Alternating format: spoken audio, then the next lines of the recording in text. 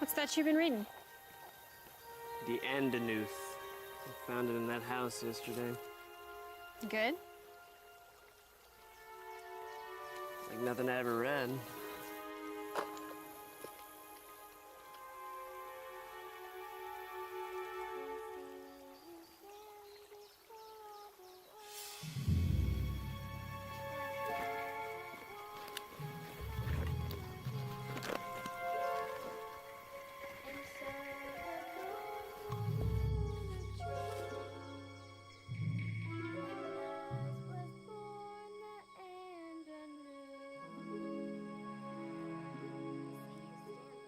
It's a road. There's a girl on it. A girl? What's she doing? Just standing there, talking to herself. She's a guard. I don't think so. Just a kid wearing a dress. It's a trap. She's bait. Yeah. Yeah, you're probably right. Maybe. Maybe not.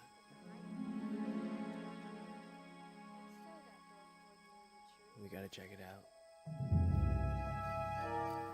Sam, what are you doing? Sam. Go with him.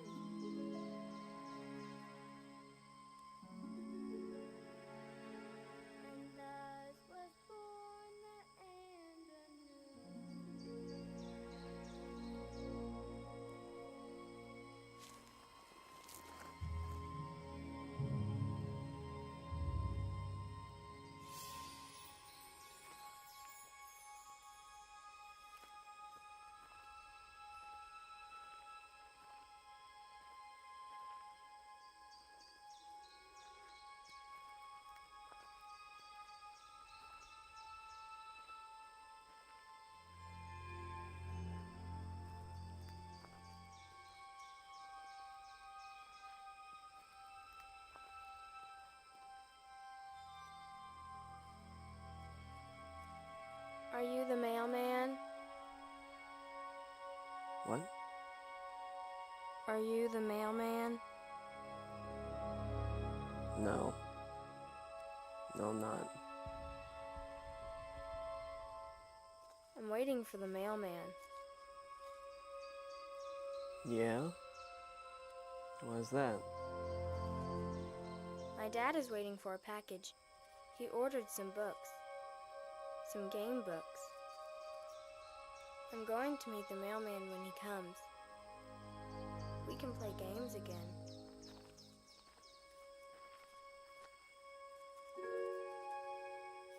Where is your dad? He's over there. He doesn't talk much anymore. I think he'll pick up when his books get here. You should just come with us. It's not safe out here alone. What's your name? Emmy. My friend's right, Emmy. It's not safe. And the mail hasn't run in a... Well, the mail isn't running anymore.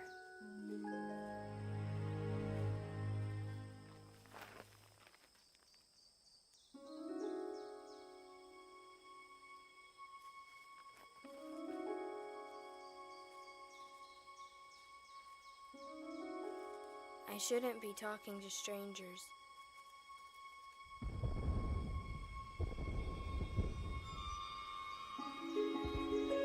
We gotta go. Now.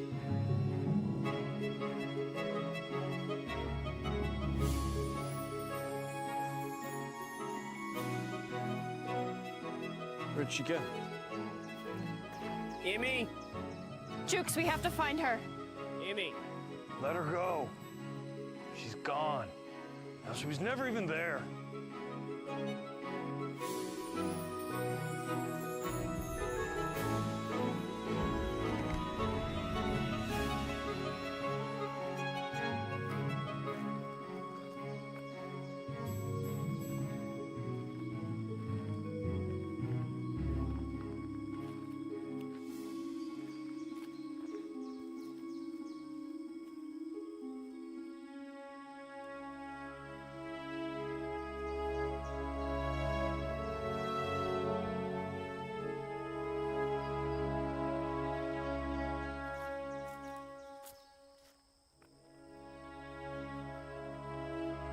Is that Emmy's dad?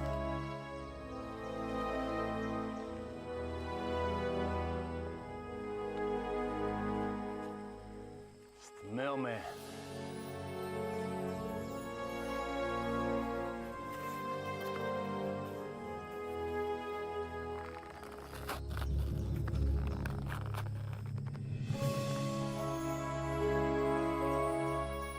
It's Emmy's game books. You know the rules. Take only what you need.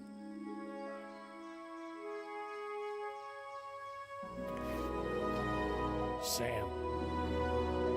Sam!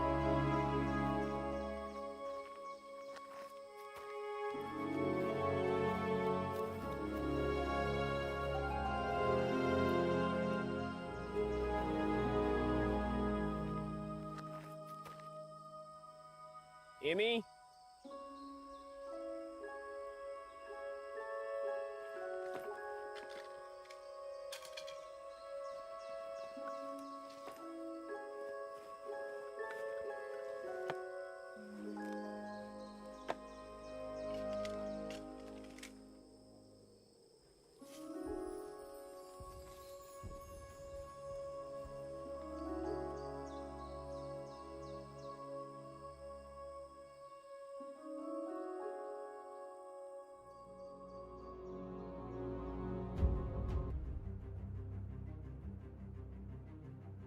They're counting on you. Against all odds, we've made it this far. But we both know that the old ways aren't going to work this time. This journey has changed us, changed you. But it's not over yet.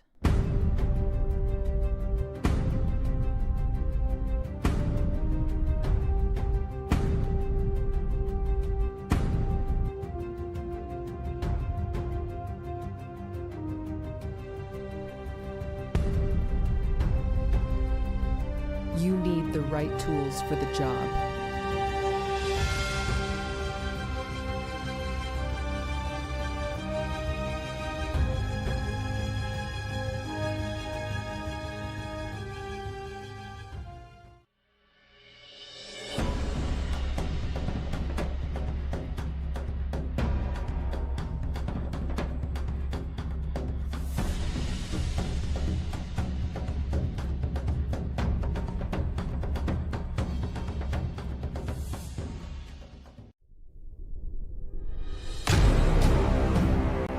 Trollord Games. Join the fray. Quiet little secluded world. Thank God. I can put some anime soundtracks on for you, Davis, if you want some music. No. I like the EDM stuff. All right, we are live. I've been listening to the EDM. We are live. Can I say I really liked Savage Splendor's take of like casting the trolls as the actors in that skit just now? What skit? Oh. The God, what's it called? Emmy? Oh yes, yeah. Oh yeah. The original skit, the original That would was be cool. actually that's what it called for. Davis and I were going to be in it as the two male characters, but then we realized we couldn't act. The world needs it. Yeah. That would have been about 172 hours of filming, as you guys remember. The most amazing thing about that day on set was the scene. It's the first one, whatever that one is, when I can't remember the character's name. It's been so long. When the older guy is looking around the side of the building, and he looks at Megan's character. And every time he looks around, the director would say, "Give me sarcastic. Give me scared. Give me," and like that dude would step back, go back, sarcastic, step back, go back, scared. It's like 8 different. I'm like, good God, that's amazing. It's very, very cool. All right, so let's dive right into it. It's Monday night, 6 o'clock. We're going to dive into Binge Meat Autumn Winds. What are we at? Episode 6? I think that's where we are. We left off last week. I'm going to do the recap. I normally would ask a player to do a recap, but Grace was missing for most of the game last week. Jeremy's got tooth pain at the moment. Davis and Peter don't listen, and Chuck is too I busy. always listen. Chuck's running the Just don't screen. remember. Well, there you go. One or the other. I can barely remember, so fingernails and all that. So we ended last week with there was a running battle with these Fae, the Bone Stackers, and I think they pretty much routed most of them. But at the very, very last, young Jonic kicked over a pile of bones that was booby-trapped with a magic whip flame, suffered extraordinary damage, was knocked into the negative. So he was incapacitated almost immediately, which means he's got to rest for about 7 days before he can get up and around and start moving. So essentially what happens over the next, as the morning dawns and the villagers come out and realize that you guys had this fight inside their own town of Willowbreak, they're very thankful that you guys ran off and slew most of the Bone Stackers. Sid, that one, the tracker guy, gets out, starts trying to figure out, piece together the whole battle and all of that business. So he vanishes for a day or so. And Greeley offers you guys free lodging in a cottage just outside of town. It's about half a mile outside of the walls. He won't charge you anything for it. So by mid-morning, you guys have carted your horribly wounded comrade out into this cottage and into a little bit into the Darkenfold, but you're still into the environs of Willowbreak, so it's relatively safe. Grace, I think your character Ren did some wandering around the previous day, so you kind of got a little bit of the lay of the land. The cottage is just a one-room cottage. Jeremy's already out. The cottage is a one-room cottage, and you guys set up. It protects you from the wind and the rain and whatever is going on. And you lay young Jonic up, I assume, cleaning his bandages and wounds and all of the other stuff that goes with it. So the only thing you're going to be out food, unless you have some way of gathering your own. So anything that you guys do in the next 7-8 days as Jonic convalesces. Peter. I'm repairing, knocking dents out of armor, refixing a sword, and see if I can find some bracers. Okay, you're going to go back to town to buy. You definitely find some bracers in the shop there. So what I think I quoted you like 3 gold pieces, 4 gold pieces. Yeah, that's fine. Just a pair of putting piecemeal together. Yeah. All right. You just take care of your equipment, keep things oiled, sharpened. Lots of polish. Yeah. All right. Anyone else doing anything in particular? Yeah. So I'm going to buy a few things. One, I have to buy all the food, I guess, that I need because I don't have any food. But I'm also going to go fishing a lot. Yeah, if you only had some survival skills in the party. Do we have a ranger for this? Yeah.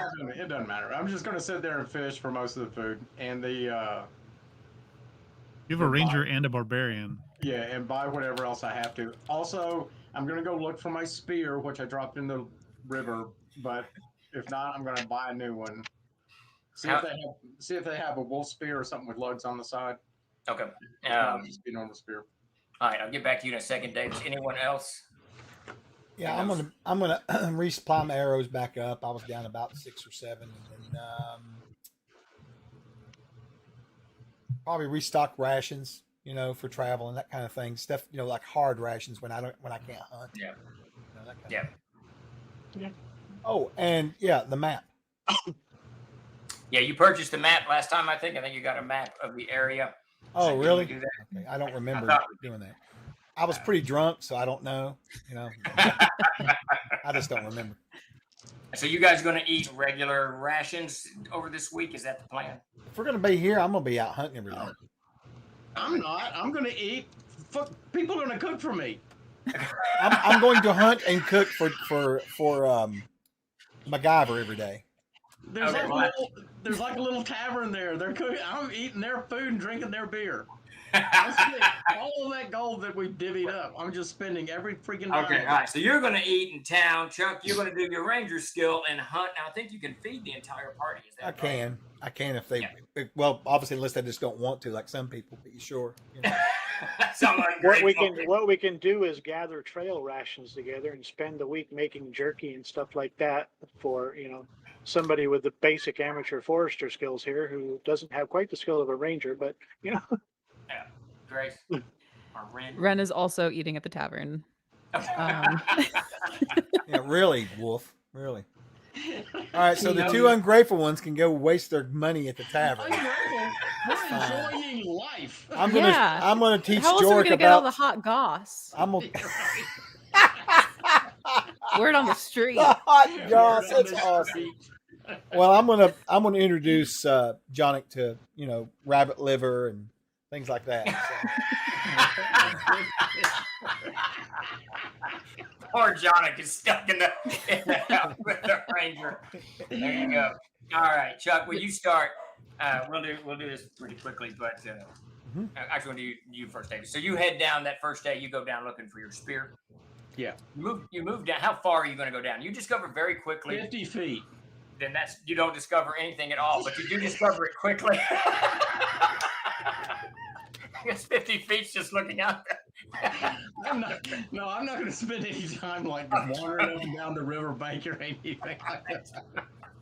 All right, so you walk down the river like 50 feet, and you're like, I'm not doing this, and then you go back by yourself. I figure there's another. How much gold do I have? 30 gold pieces. Well, how much was divvied up? Was it 30? We got 25 each. There you go, Dennis. Yep. Yeah. So whatever a wolf spear costs. 26, I think, Steve. 26 gold. Yeah, it's 26 gold pieces. I stabbed the ranger. Just comes walking in. Feed him his own rabbit liver. Is that the plan? All right, you guys can eat at the tavern at Greeley's relatively easily for probably, it looks like, maybe 5 silver pieces a day. If you drink a lot, be a little bit more. So let's just say a gold piece a day. Is that what you're gonna? Yeah, that sounds about right. Wow. So Chuck, I assume that you're gonna hone your skills and do a little hunting. You find out quickly that you're only hunting for yourself and Jonic. Sounds like it. That's all right. I'll make sure Jonic gets some good trail food. It'll be good. Well, that's what I'm saying. You can gather for jerky and all that kind of stuff for road rations. Yeah, is that what you do? I'm gonna fix me and Jonic some rations for the road for sure. If whoever shows up to help out, absolutely. I was just sitting there drinking, watching y'all going through all this work, and I'll ask Greeley, "Hey, do you have some dried beef or something I can take on the road with me?" He's got some salted beef he can sell you, but it's whatever standard rations cost is what that. So what do you need me to do to maybe come up with? Let's see. I need to probably do some hunting to cover me and Jonic. Did you say you're not either, Wyatt? I'm doing a lot of. I will come for meals, but I'm spending a lot of time in town just rebuilding my crap. Because is this one of those deals where I'm going to be out there waiting for someone to show up and eat with me? Is this what this is? I'm all alone out there just waiting. When I'm not making armor and fixing armor, that I will come and find you. But I've got the boy here, Jonic. I'll send him to bring you dinner and stuff. Don't worry about that. But no, I just go back and forth. It's like a half a mile out of town. I can walk that in 5 minutes. Come on, dude. In all seriousness, though, I'm gonna hunt up enough. I dish out 4 or 5 gold pieces, and I grab a little tankard of ale, and I bring to the ranger because I feel really sorry for him. So I'm gonna hunt up enough to feed us throughout the week, and then have rations for a week. Okay. All right. So basically, essentially, you guys very quickly get set into a routine. Ren and McGowan, you guys head to town. Sometimes Wyatt goes with you. Spend most of your day just kind of lingering around Greeley's or Heidi's, drinking and eating, just doing absolutely like a couple of loafs, just doing nothing. I do one productive thing. What's that? I do buy a shovel. Okay. I've got one. All right. So shovel acquired. You guys just kind of settle into your week's routine. Jonik, obviously you lay there and sleep quite a bit. You wake up about day 3 or 4. Chuck, however, you start ranging out. Now you very, very quickly realize when you explore the environs of Willowbreak that there's more houses than you suspected. There's these little crisscrossing trails that go through the forest, relatively maintained. You start meeting some of the locals. They're all relatively friendly. They've heard of you. Obviously since you slew the bone stackers, everyone very within minutes knows, what had happened in town. I'll take all credit for that. And do I run across anybody traveling alone? We don't find any travelers here. What you find is just villagers that live outside of Willowbreak. But besides yeah, you would run. Yeah, for sure. You run it. Say you run into a couple of kids walking down the road with some fishing balls. Solitary, like one person. Like day 2, you find someone, a young lady picking mushrooms. That's fine. It's an indicator, Okay, yeah. So it's in the environs. It's relatively peaceful and seems to be relatively. They don't seem to be living in fear of the evil Darkenfolds, wiping everybody out. Right. But what you do find is you have to range out just a little bit further than you anticipated to hunt. Okay. As much as the forest looks, this thick wall of vegetation surrounding Willowbreak, it's been a little bit picked clean. So you have to go a little bit further out to range out hunting for the rabbit and squirrel and, the little mule deer or whatever it is that you can come across to feed your companion. So you start picking out, and you're a ranger, you're skilled outdoorsman, you start picking up kind of the lay of the land. And you get this general idea that to the south of Willowbreak, the Darkenfold begins to dip a little bit, very gradually, but you can tell it just kind of dips. And at one point you discover that it rises back up. So you know that south of Willowbreak is this broad, deep valley covered in forest, but just a slightly different lay of the land. To the north, it gets this really thick bramble, and the forest itself tends to be a little bit more, you feel like it's a little bit more hostile. And to the due west, within a mile or so, there is no signs of the villagers. So they've gone north a little bit. They go south mostly. To the due west, they don't do at all. But on the third day, you do find just kind of on the periphery of the western area where you kind of figured nobody is going, you find this cobbled trail that's snaking through the forest. You just you're moving along, you're following this mule deer. You see these square brick-like cobbles set in the earth in front of you. Clearly not been used in forever of Sundays. It's from where you find it, you can't see anything to the north, but it snakes off to the south a little bit, kind of in the general direction of that valley. Mm-hmm. Obviously, you haven't explored the valley, so you don't know how long it goes or whatever. Do you explore the cobbles at all, or just mark it down and move on? No, I'm going to ignore any railroading you attempt. I'm going to move on. Got it. All right. No, I'm joking. I don't care. No, it's fine. I will stop, and I want to give a check for tracks. See anything's been down through here, went that way recently, that kind of thing. All right, give me a track check. Oh, for some reason, removed all my dice. I don't know what I'm doing. Damn it, Chuck. 14 on the die. That's going to be at least plus 2, 16. That's going to be a 16 prime. Yeah, you kind of follow this for about 10 feet, and you can tell it goes, you lose it, and you see it, and you lose, It's kind of partially covered with forest dirt and detritus, whatever. It's not used. You can tell just on that 10, 15 feet of following it. Nothing is using this specifically. You see some squirrel tracks on it, so something's run along it, but it's not like a trail that creatures are moving up and down. Okay. At all, much less with any regularity. And this cobblestone, was it a road or just a small cobblestone path? It's a path. It's right at 4 feet. And you can brush off a little bit of it, and you can tell that it doesn't extend beyond 4 feet wide. I mean, it is. It was never meant to be a road, is what you're saying. I got you. Absolutely not. No. Unless it was for very tiny people. Sure. And does it head, do I see any sort of, I'm assuming I don't, you didn't mention it, but I'm looking if there's any sort of indication of any sort of ruins or building or anything like that? No. How far do you follow it down? I'll give it 10 minutes. Oh, that's good distance. All right, so you start moving. Distance. It dips down into the valley and then and you can tell you're in that valley. You're you're further west than you've gone before. Sure. You hit kind of the edge of that valley, and then it goes to the west and begins snaking on. And at this point, you start losing it more often than seeing it, but you can kind of just looking at the direction of when it kind of coils to the west, where it's going. You walk, 50 paces, and you find the cobbles again and meander on. So it goes, you move a good 10 minutes, which is, I don't know, probably 1,000 feet. Yeah. Feet. When I move about 10 minutes in, and I can already tell I'm already starting to enter in more of the Darkenfold and less of Willowbrook area. Yeah. I'm going to stop. And I'm going to walk over to one of the older trees nearby. Okay. And I'm going to lean up and put my cheek against it, close my eyes for about 2 minutes, and just commune with it for just a minute. Okay. And then I'm going to go back to where I was and continue my ranging. Okay. Give me a wisdom check. Keep asking for wisdom checks. It's good. 18. So that's a 20. Well, is that a prime for you? Yes, sir. 20, you say? Yeah.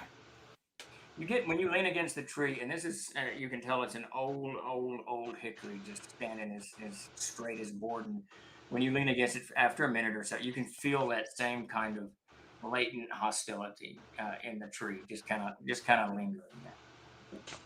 Right.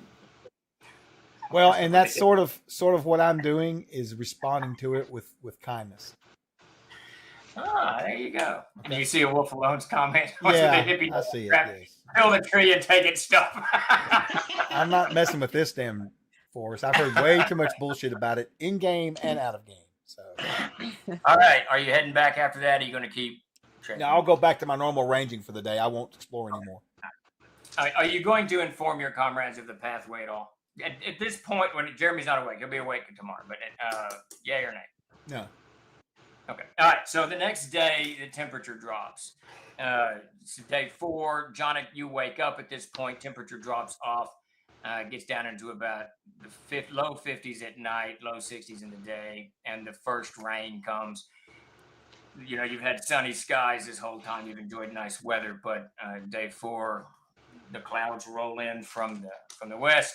Everything gets overcast, and you get your first just kind of slow, drizzling rain. Nothing horrific, but just it begins to rain a little bit. Rains the better part of the 4th day's afternoon.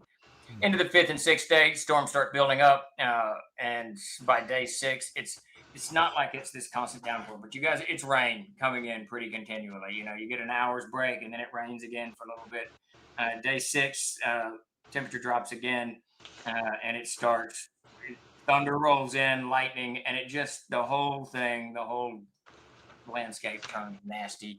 Broiling weather, broiling clouds, rain, thunder, lightning, the whole 9 yards. The river's not rising yet, but it's going to rise soon as all this water begins to tumble and roll down. But by day 7, Jeremy, you're feeling pretty good. By tomorrow, you can be healed up. You can move yourself around. You'll have 1 hit point in the morning. Y'all don't have any healers, do you? Yeah, we got one. We've got one healer. Who's that? Time. Oh. Rules is written. Siege Engine. Time is your friend. That is true. All right. What do you guys think about hiring someone to canoe us down the river? You have any money? Yes. I have. Do either of you have any money? I think about it often, Princess. What do we have? 2 canoes now or 1? And a boat. You guys rescued a boat. 2 canoes and a boat. Let's hire like 3 or 4 people. What money? What money do we have? Everyone has 25 gold pieces. I have like money. 5 left.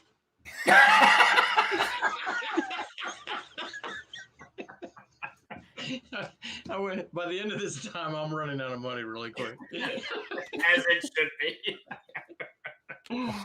What does everybody else think? What y'all think? I don't like the idea of it because I don't think we can afford it. But maybe. How much could it cost? Yeah, how much could it cost? Chuck's been working for Trollword Games too long. Wait, when you He's hire not them, wrong. 8 8 years ago, I'd have been like, yeah, sure. All right, I'm gonna ask around and see if there's anyone there willing to like hike up on a boat there in the canoes and help us canoe downriver. You certainly can find a few people. Where are you wanting them to go to? Bent's trading post is like a day, a little over a day. The ocean. And then the powder. Where are you going? I guess is the question. To the sea. No, no one's gonna take you up on that. No. You get plenty of response to take you down to Bent's trading post. Everyone wants to go down there. Really good beer. But beyond Bent's, it's just wilderness until you get to Haverstraw. So everyone quietly demurs. They don't want to do all that. They got to come back in the rainy season. They don't want to do that. But they can get you down to Bent's. Should we wait until Jonik has healed more? Yes. Oh, for sure. Yes. Because we who else is hurting over in bed? Because I thought I could do this. I cannot do this. I gotta go.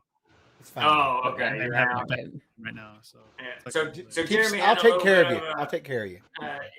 Dental stuff today, so he's gonna check out. He tried to join us. Jeremy, we'll see you tomorrow. It's a valiant effort. Yes. Yeah, I feel the guy. Wrong with that. Nothing wrong with that. All right, so you discovered Jonik actually, he's not recovered by day 8 when you guys were planning on going out.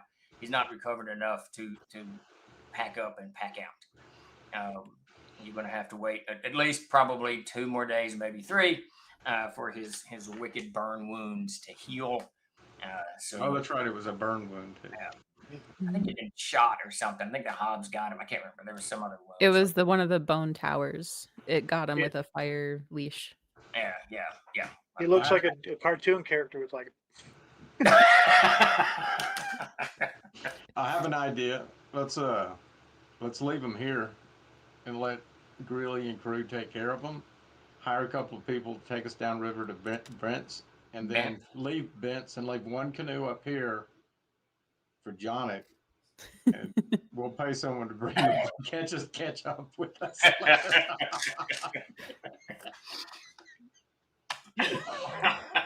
So your idea is to abandon your comrades. Yes, first thing. They're sick. Leave them.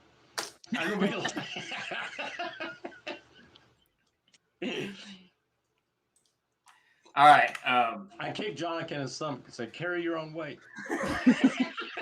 Hey, Ren. And get up and start moving. All right. Well, so the question becomes: are you guys going to travel downriver with the wounded guy, which you're more than welcome to do, or do you want to figure it out? So let's role play that out. I want to role play that out. It's day 8. It's in the evening. Jonik is passed down again, even with y'all's mediocre healing skills, which are very mediocre at this point. You know that he's going to have to rest a little bit longer. But before we begin that role playing session, Chuck, let's begin the stream. All right. Chuck. Sorry, I'm getting an updated map together for all of us. So. Yes. There we go. There's that, and then for the crew to look at. Okay, so welcome everybody for coming to the stream. We are doing an actual play of Castles and Crusades. Tonight's episode is entitled Autumn Winds. We don't know what that means. Only the Castle Keeper does. But we're glad you came and hang out with us. We have a giveaway going on. If you want to get in on it, you have to come over here to twitch.tv/TrollLordGames to get in on it, unfortunately. But I can't do it through the interwebs. But you come over and give us a follow. Expo Start Raffle. We're giving away some codes off the store for just to buy some stuff. And let's see, what else have we got going on? And I'm going to put up this map. I don't know if there's any changes on this map, but we have updated the Ursel map for the central area of the Cradle of the World in Aird and put it up on the store for free today for everybody to download.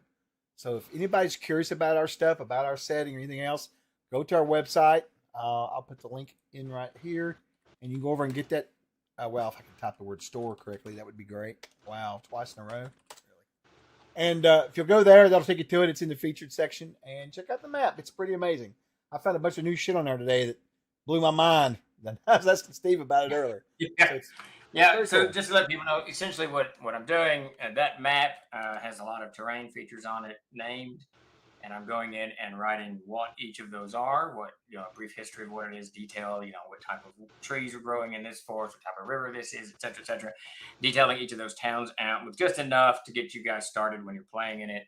But as I'm exploring that map, I'm looking at terrain features that Peter put in there that were never named. So I'm naming those and writing that up. And that stuff is being added to it. So like the Tarvine Belt, which I just finished, I think 7 new things were added, new terrain features were added. And this is some of the stuff that'll happen as I go through each area.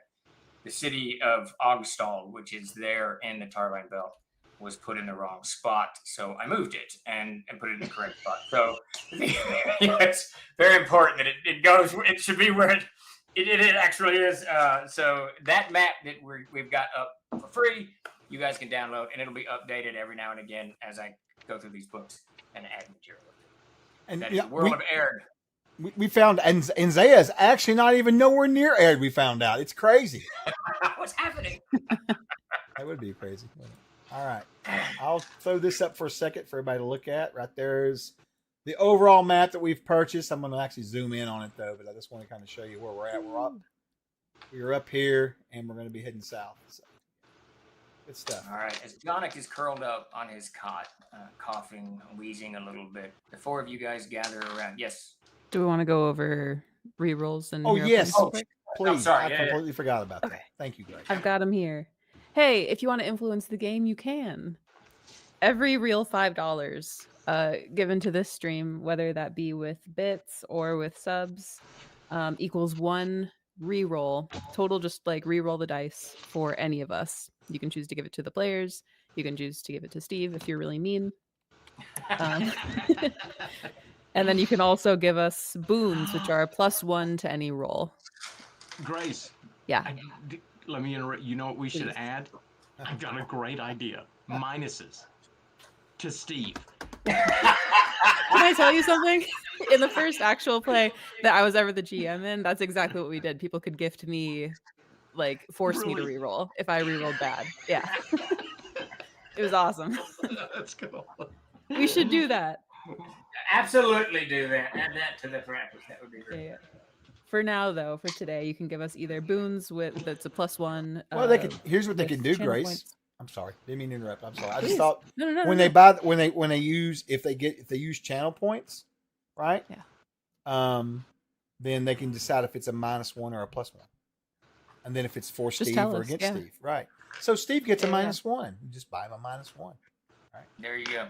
Or you can give points to Steve to make like us reroll, like that kind of deal, like going both ways. Just do a super one where Kent rolls a natural 20, it becomes a 1. Anyway, But, all right, go ahead, Grace. Sorry. Okay, no, you're good. So here's the score. Jeremy has 2 +1s and 1 reroll. I have 4 +1s and 5 rerolls. Holy. Chuck has 2 +1s and 5 rerolls. Peter has 0 +1s and 3 rerolls. Davis has 1 +1 and 1 reroll. And Steve has 1 +1 and 2 rerolls. Nice. Chuck, I'm going to use those only against you. Try it. See what happens. Wait, can I make one more super short announcement? Yes. It's completely serious. I did a poll on Discord, a very informal poll on Discord earlier today about who everyone thought was going to die first. Oh. I'm very proud to announce that it's a 4-way tie between me, Davis, Jeremy, and Chuck, and Peter is the most likely to survive. Back to I you. got a shield now and all everything. Back to you. Back to you, Steve. The funny part of it is, she did the poll in a very sneaky way. I did like it I though. don't think it was sneaky. I thought it was tagged everyone. clever. No, I thought it was clever because I didn't realize I realized what it was, but it never dawned on me that it was an actual poll, right? Anyway, I liked it. Either that demonstrates how clever Grace is or how slow Chuck is. You guys decide. Yeah, there's that too. Hey, Rob. Slow Chuck is. Okay. All right. So you guys are hunkered over the fire. It's like the tavern. It's got a central fire here, so you kind of gather wood, building up. Like I said, temperature's dropping, not too ridiculous. It's just in the 50s and 40s now, so you just got good cold weather on top of you. You guys are hunkered around, listening to Johnny groan a little bit. Clearly, some kind of post healing infection has settled in, and trying to decide what you're going to do. So let's first. I'm going to call your name out and do a brief description so everyone out there knows what your characters look like, and then we'll dive into the role playing and let you all have it. Davis. McGowan is taking his spear and sharpening it with his whetstone there. He's wearing a wool shirt, has long, clean, freshly brushed and washed hair, shaven face. He's tied it back into a ponytail. Wearing breeches and a girdle around the breeches. Chuck, what do you look like? Well, as you can see, I'm late 50s. Character. So I'm sitting there. I guess if someone was to catch a glance at me, they would see me wearing my camouflage sort of looking outfit. I've got a cloak on with a hood. I look like any kind of standard ranger out of the book, stereotypical ranger. Sometimes I'll be seen sitting around under a tree smoking a pipe. I keep to myself. I'm pretty quiet. I do typically tend to be very clean. I try to keep myself very clean. You'll notice about me, unless I'm in the midst of dealing with, skinning some animals or something like that, or preparing some rabbit, liver for Jonic or something like that. Other than that, pretty meticulous about it. That's me. Grace? Ren has been traveling with this group for like a couple of weeks now, and so over time there's like a stubble that has kind of appeared over her otherwise bald head as her hair starts to grow back in. But she has these big green eyes. She's lithe and muscular, and she wears I'm trying to make sure I get all the details right. She's wearing like robes that are like yellow and brown kind of in color, very flowy. She has hands like a seasoned iPad kid, just really crusty and sticky. The soles of her feet are just black, not clean like the rest of her cohort. Just always something under her fingernails. And the source of that being her belt of bottles that she wears around her waist. There's about 10 or 11 bottles that are kind of tied there to her belt. And that's her. Her hair is red. Can I ask a question real quick?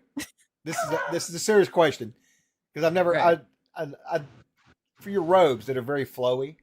Is it? Mm-hmm. Are you the type of monk that will use your clothing as a weapon, or are you more straight up fists and arms and elbows? Oh yeah, if she can loop it around their eyes while she's grappling them, or like that kind of deal. Okay. She's using her clothes. Okay, cool. Okay. Yeah. Sorry. And Wyatt. Well, he's at this point, he's had about a week to put himself back together, so he's quite a lot more polished than he was. So the bronze armor that he had is now gleaming, and after all of the dirt and basically patina is gone, you can actually see the design of a kind of a Black Hawk shape on the breastplate. He's still got a basically a leather gambeson on with a sword, shield, and bracers now, but he's got golden eyes and very dark hair with this sort of, it's almost like Mediterranean olive kind of skin color. But he is much cleaner than he used to be. All right, so you guys are hunkered around the fire. You've got to decide what to do. I hand Ren some soap. I was just thinking, she is in this moment washing her hands. I actually bought soap. As I'm sharpening my thing, I said, I don't think Jonic's going anywhere. I wouldn't really feel good about leaving him, as industrious as it would be.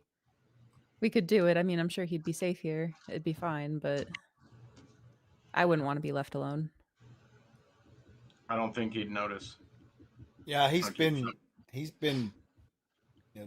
asleep for most of the times that happened. I don't think. I don't know. I mean, the boy's healing. He'd but wake it's up slow. and we would be gone. Are we thinking of going and coming back? I've run out of money, and I stopped sharpening. I need. I've run out of money. I love it. I need to go get some money. And I'll say to myself quietly, but loudly enough, "You don't say." No, I'll take 10 silver coins and just drop them on. That's it. That's all I have left. It took me 8 days to go through all that 30 gold. What did you spend? You weren't buying us rounds. Yeah, I'll spend it. Yeah, I'll put 10 off on beer and food. I never thanked you. Thank you. It's no problem. Well, I did buy a lot of equipment, and actually, yes, and Ken, I did buy equipment. It's all broken. Excellent. Not much. Enough. So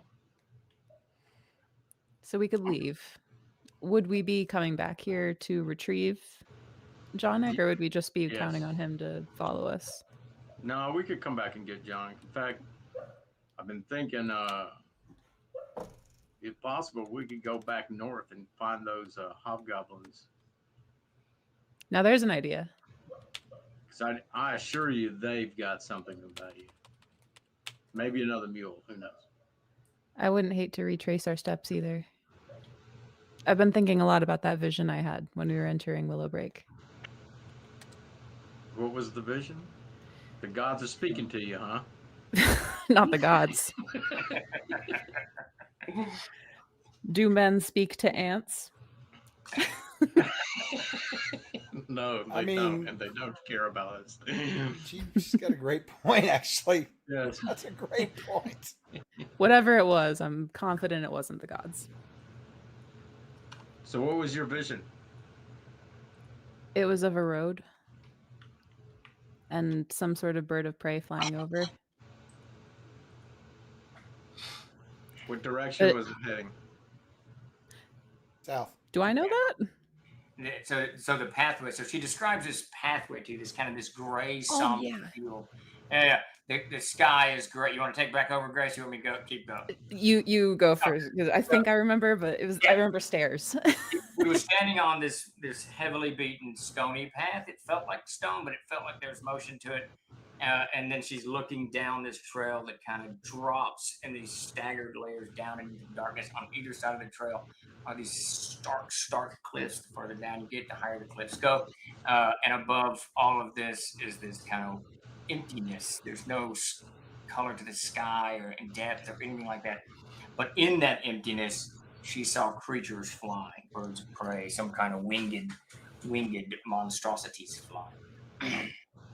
Did I get a sense of cardinal direction? Just down. They're not a cardinal direction. Yeah, okay. Just right down. Whatever I saw, it didn't feel... This is so stupid. It didn't feel of this earth.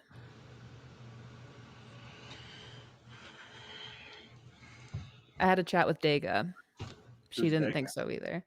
The witch woman who lives up the road. She has the arch of crow bones over her walkway. You couldn't miss it. Dead birds. Okay. I'm sure in my inebriated period. You do vaguely remember, Davis, when you guys first entered town, as you were coming into town, there was a trail that led off the main Willowbreak Way that had these dead crows and the bones of birds hanging on it. And you guys were all like, we should all avoid that. That was the universal.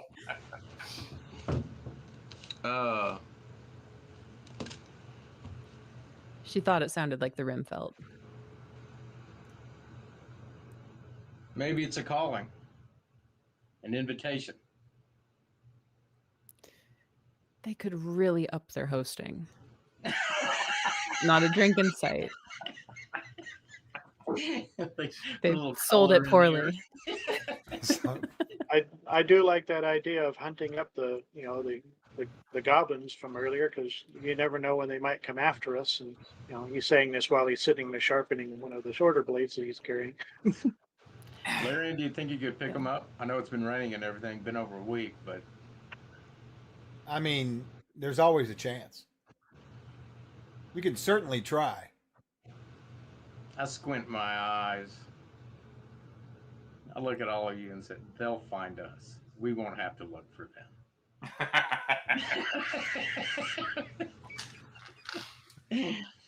Yeah, but staying here while they do it is not is putting people in danger again. So yeah, we can go back and see what we can find. It begins to rain again. You can hear it pattering on the roof above you. Got wooden shingles on this small cottage. Tomorrow. We all break into dance tomorrow.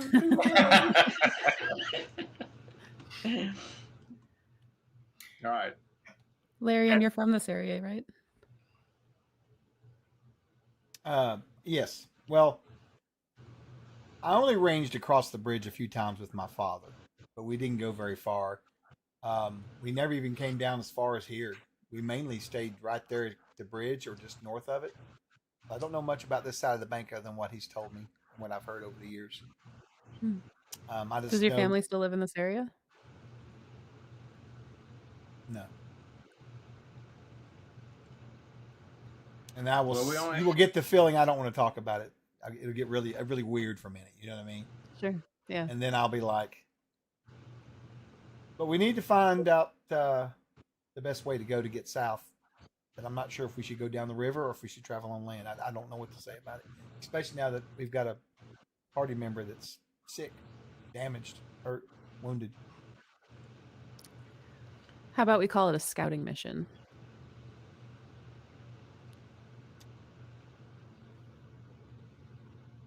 Let's stand up and What do you smile. think? Scouting mission. Let me ask you a question, Ren. Are you just wanting to explore, see the world, or are you wanting to try to travel farther down? Like, so we could scout, which would mean we would go south as far as we want, see how the lay of the land was, and then come back for him. It sounds like to me, if we're going to leave him here, we probably would be better off maybe trying to just explore the area around here. I will say this: when I was out ranging yesterday, I did come across an old, strange cobblestone path in the middle of the forest out of nowhere. It was old. It was in bad shape. It was in ruins, really. But it was leading somewhere. You asked Ridley about it? I have not said a word to anyone about it. I was too concerned with getting food and taking care of the boy. I didn't say anything about it. But if we're going to stay here for him long enough for him to heal up, even if it means going away and coming back, that might serve our purposes better than actually trying to just travel down the river. What do you think? Now, I will say, this was heading... Steve, what direction was it heading? It was heading south too, though, wasn't it, right? Off to my left? South and then coiled to the west. Yeah. So it's sort of a southwesternly sort of, and getting out the map, we could see that, it's sort of heading south out of Willowbrook and kind of heading in that way, right? Sort of. Go west, then south, then west again. Mm-hmm. Okay. I mean, if you guys are up for it, we've spent what, 6-7 days here now? I kind of like to get out. You're on day 7. Tomorrow will be day 8, and you know that Johnny needs it, and he can take care of himself now. He can feed himself and shuffle around, but he's clearly doesn't have his strength back enough to hit the road. Well, if we're gonna have to wait on him, we might as well just do something close by. Something I'd like to stretch my legs though. I really would like to get out of this village for just a little bit. Tracking down the Hobbs feels more exciting, but I think that you're right. If we go looking for them, we're going to end up fighting them, and that would be tough without Jonic. It's true. Scouting mission to the ruins. That's my vote. I only have one vote. I don't know why I put both mine. She's looking around her pockets. Where is that other vote? They're not very smart, Rand. You probably could have gotten away with it. Where is that confounded vote? Anyway. She's not very smart either. Me and my 6 intelligence will have you know. Is it really? I think so. Holy shit! Good Lord. That explains Gotta so find it. much. Oh yeah, 6 intelligence. Oh, that's hilarious. That's awesome. All right. Anyway, That's a Davis character right there. it's funny. So, Ren, what's with all the bottles? You just never know when you'll need something. Are they glass? They're ceramic. Oh, okay. Varying widths. They all look like they've been purchased from different places. They're all like painted differently, different thicknesses and stuff, but they're mostly ceramic. There might be one glass bottle in there. Yeah, you never know when you might need to use something in a pinch. What do you have in them? Well, this one has grease. It's good for cooking, or it's good for your face during winter because your skin gets dry.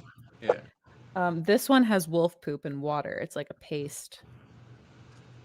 There's some ash in this one, just like dry ash. Okay. You know, it's real dark. And then this one has oil in it.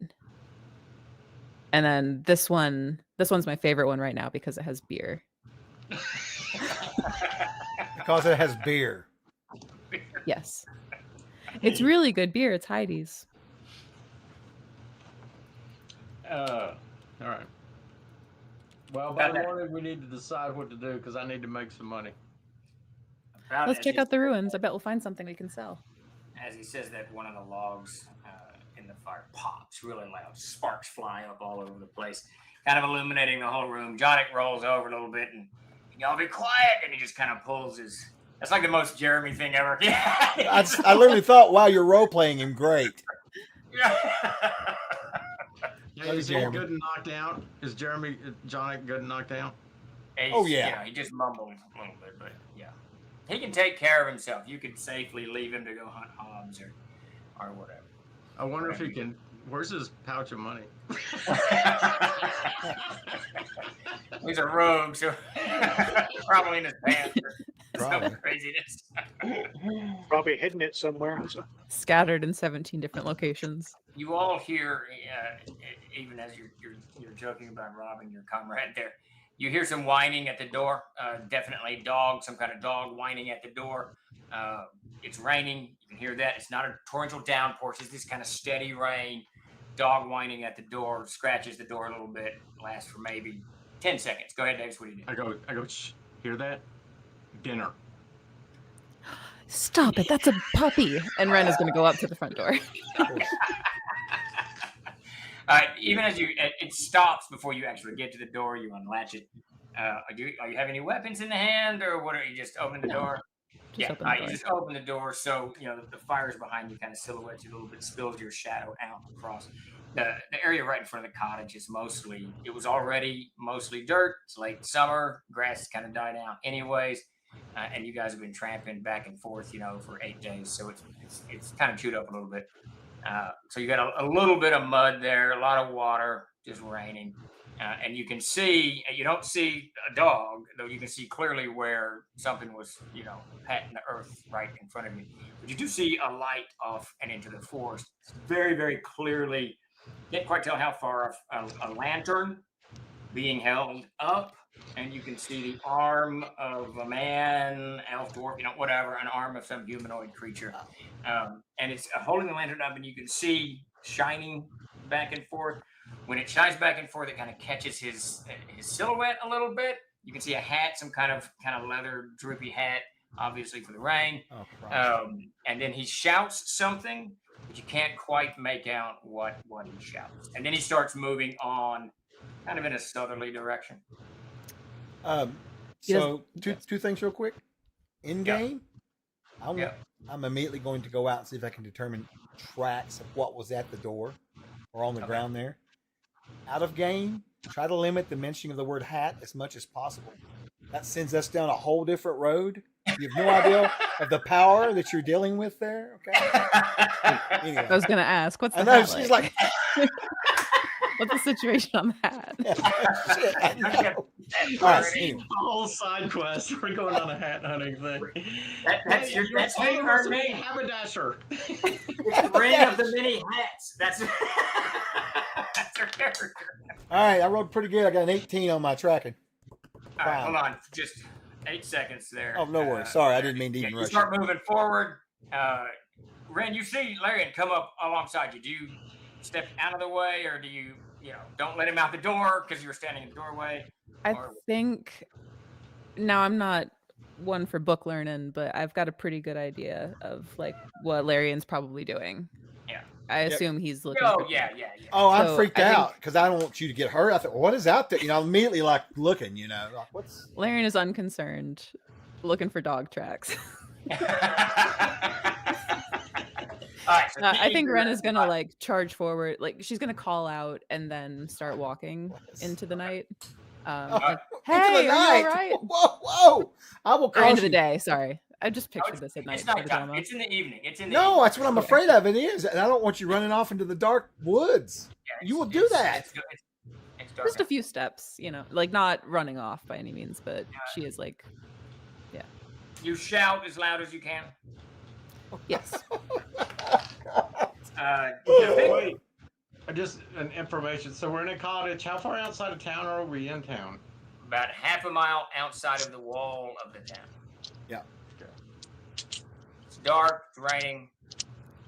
Oh, I meant to ask. It's in the southern direction, not the northern direction, right? I think you said it was below the town, right? Or is it above? What is what the southern This direction? cottage. No, it's almost due west. Sorry, I didn't say. It's almost due west of the town. Oh, because I thought there was no buildings. Okay, got you. Okay.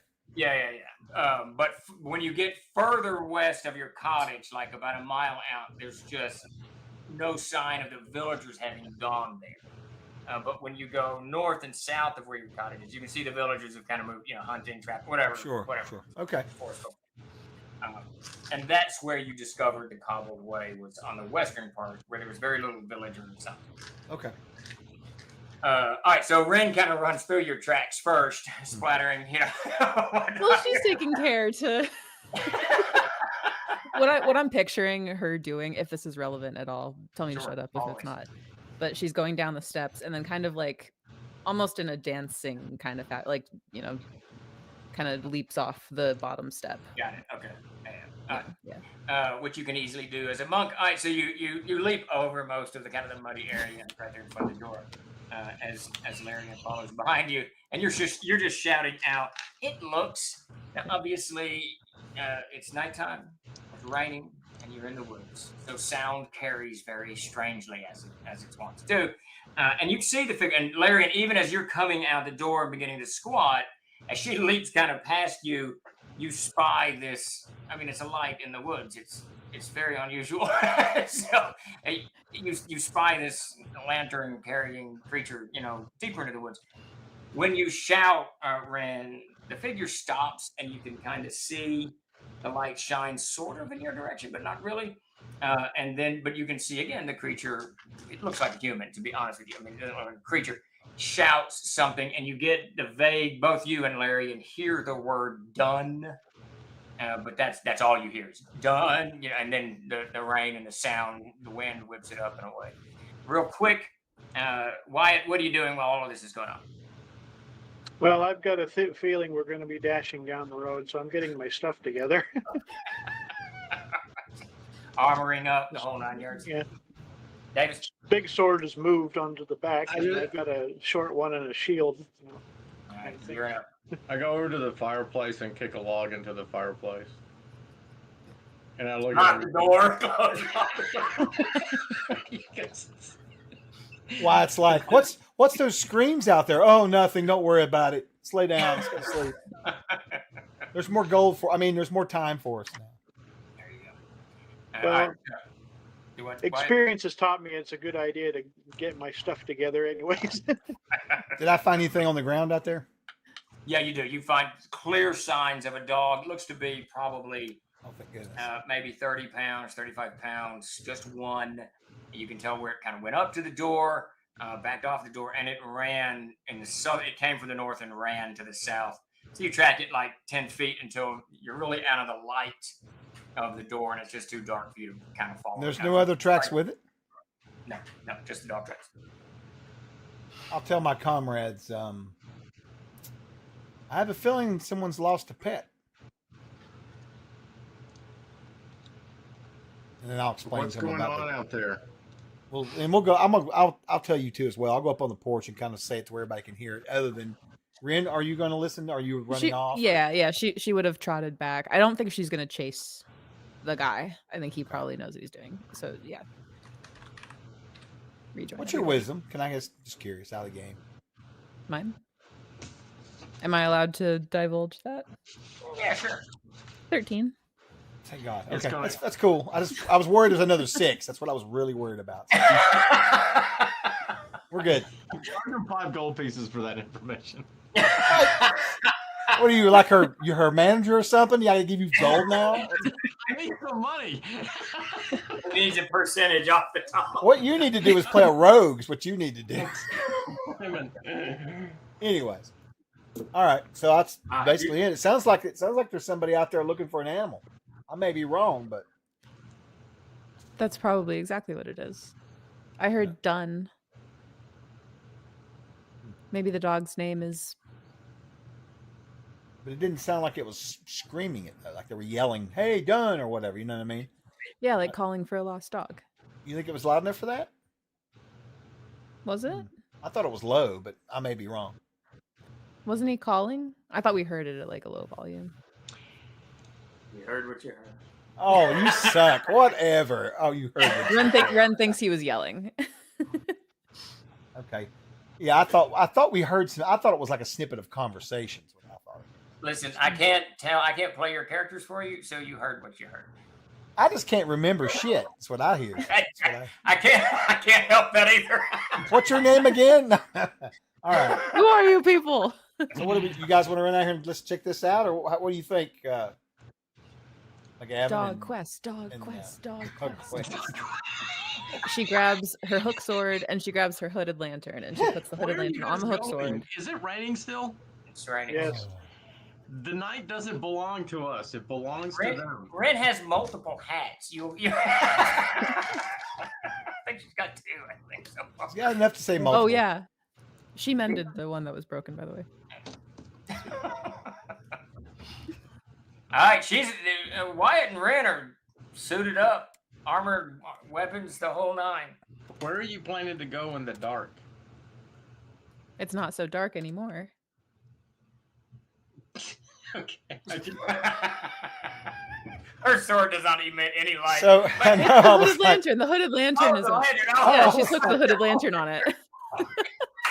well, there's someone out there in the forest we think's calling a name or saying something. We heard the word "done," and they're carrying a lantern. They're not really trying to hide themselves all that well. So. So I got to tell you, Grace, I thought you were being super courageous and heroic. My courage will light the way. I tell you, I have a 6 intelligence. You're the dumbest motherfucker alive. Ren actually thinks it's By the light of my courageous spirit. Oh my God, Jesus God, blood. I'm so glad you We'll get a win 13 the wisdom. day. All right. All right, so I guess we're gonna head out. Larry, Right? your comrades are suited up. Yeah, I guess we're I'm going. just I'm gonna grab my spear and put my shield over my back. That's it. Oh, and my sheepskin jacket. That's it.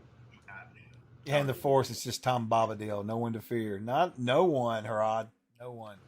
Tom Bombadil. There you go. No, I Okay. got my sword with me too. That's it. I want to tell everyone out there that's a Lord of the Rings fan. My youngest has read. He has now finished the Lord of the Rings. He's in the appendices for the first time. Nice. And he could not put the 2 Towers down. He said it's the best stuff he's ever read. He was riveting for days on the 2 Towers. Yeah. Good for him then. Good stuff, Lord of the Rings. He's gonna watch the movies. I need Needs a Cimmerillion now. bio break. That's right. Do what? Yes, let's do that. For like 1 minute. Yeah, let's do it. Let's do a quick 2-minute break. I need a glass of water anyways because I've drank through this, Doctor. All right. Sounds All right, good. so we'll do 2 minutes. Into the night. Chuck, do you have any elevator music? Sure. Sure. Sure. Wait, Davis has some music guaranteed. But that song you posted today, what was it? Oh my God. No. Oh wait, I don't know. I can't remember it. So I left the audio going so they can hear us talk. All right. But they can hear Davis's music. All right, I'll They be can. back. We'll be right back.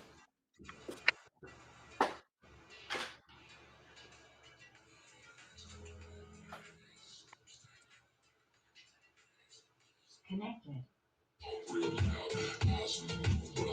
There you go.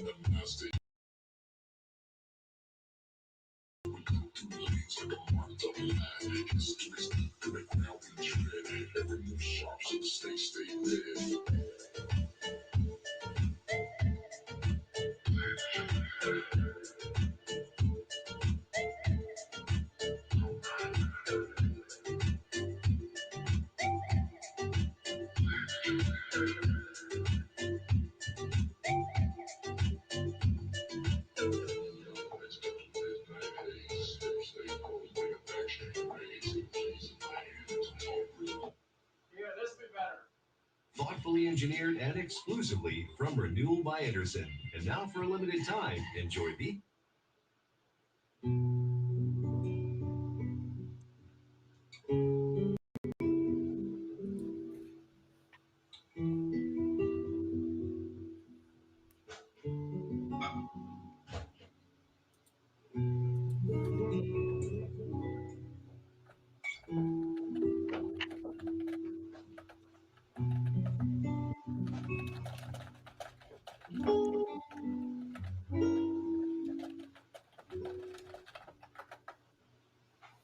Con lui volando lontano dalla terra, dimenticando le tristezze della sera. Paradiso, oltre le nuvole, pazza d'amore. What's he got going? It's great. He posted a song on X today that was fantastic. Read it.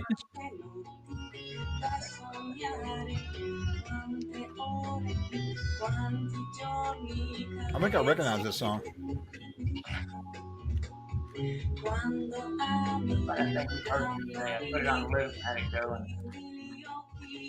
It's from some movie, or maybe not this very song, but there's a song which reminds me of a movie, but I can't think. It's a James Bond movie?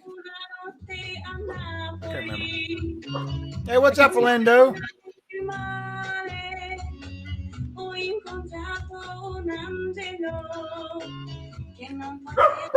my god.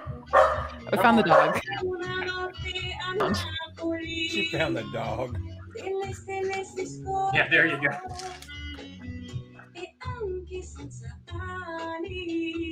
I'm gonna bring the camera back up.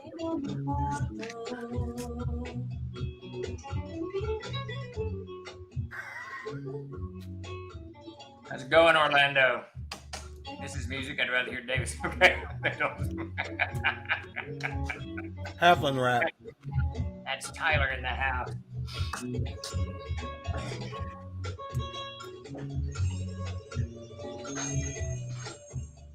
How's it going? What news going on today? Today was just a work day. Yeah, I'm not really sure what happened outside these two monitors. Yeah. Oh, yeah. What did I do today? All right, Davis is muted. Now we can play. Oh yeah, the Adventurer's Backpack. I tinkered with it. Really? And I kicked it to Chuck. It is no longer mine. Oh no! It is now Chuck's problem. All right, unmute Davis there. Oh, is he back? All right. He is returned. Wait, you weren't listening to my music? Up until 12 seconds. We were, and then we got a cease and desist from the government. We had to stop. So. Damn it. Davis, I'll have to show you the UFO book I'm reading.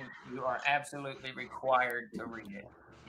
It's 500 pages long, and the first 30 pages have been just non-stop bashing the secrecy of the government. I mean, just non-stop. After like page 20, I was going, I got to give this to Davis. I love every minute of it. Dude, I found out so much shady shit today. I was like, damn. Okay, so Well, Steve, this guy's Did probably you hear got that the rapture is tomorrow? What? That was today. I thought I must have missed it. It's the 23rd, and the government's going to blame it on aliens. okay, so Thank goodness. we've got like, what did you say it was? An orc warlord coming out of the forest? Yes, no. All right, so you guys, you've suited up, you've gathered your equipment and gear and whatnot. Just a quick question: are you carrying backpacks and all your? Okay, I want to be clear about what I I'm know carrying. what you're carrying, Davis. Go ahead. A spear. That's it. Yeah. Well, I got my girdle with a belt and my sword on it. That's it. Yeah, and your sheepskin jacket. Yeah. Yep. So the other three of you guys carrying water flasks and backpacks. I always have everything ready to go because the last time I had to leave a town, I needed to leave with all my stuff, so I always have it nearby. Yep. All right. So your whole backpack, the whole 9 yards. Yep. All right, Because Chuck. I know if somebody's going to go Same. chasing off to the woods, I need to make sure everything is with me.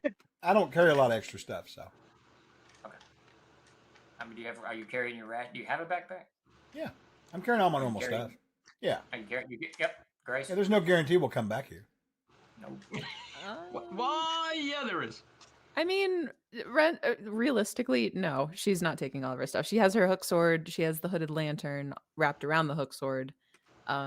Her sling is kind of a situation. Like what I'm picturing is she has like a glove that it's kind of like affixed to on her wrist. So she has her sling with her. Very cool. That's about it. So two of you And her just hat. suit up, a hat and weapons, and the other two get all of your traveling gear and stuff and head out into the woods. All right, so you guys head off out of the it's only about 7 at night, 7:30 something. It's just gotten dark, so you got the evening in front of you. And by this point, which is only like 3 minutes after you came back into the house, it's not been a very long time. The light, you can see it off to your left, to the south and west a little bit, but at this point you don't really see the details of a lantern or a person. You can just see these kind of beams of light that break through the forest here and there. But you can also see, as I had talked to you guys earlier about, described you earlier, the trees, they're messing with the light a little bit. It seems to absorb the light, bends the light a little bit. And you can even see, Ren, as you hold up your lantern, you can see the trees are doing that to yours as well. It dampens the effect of your lantern a little bit. All right, so you've got really, you got no easy way to go. However, Larry, and you're like I described earlier, you've been hunting this area for 8 days now. So you've got the lay of the land, in each direction for the better part of a mile and a half, give or take. Okay. All right. So are we heading out? Are we doing this? If we are, I'm going to scout ahead. My normal. Okay. Okay. It's raining and cloudy and night. Yep. It's going to be difficult. What he's hinting at is going to be difficult to scout because you can't see well. Now, Ren can put the light on the ground, right, and see. Is that how scouting? Give me an idea. Give me a description of exactly what you're doing by scouting ahead.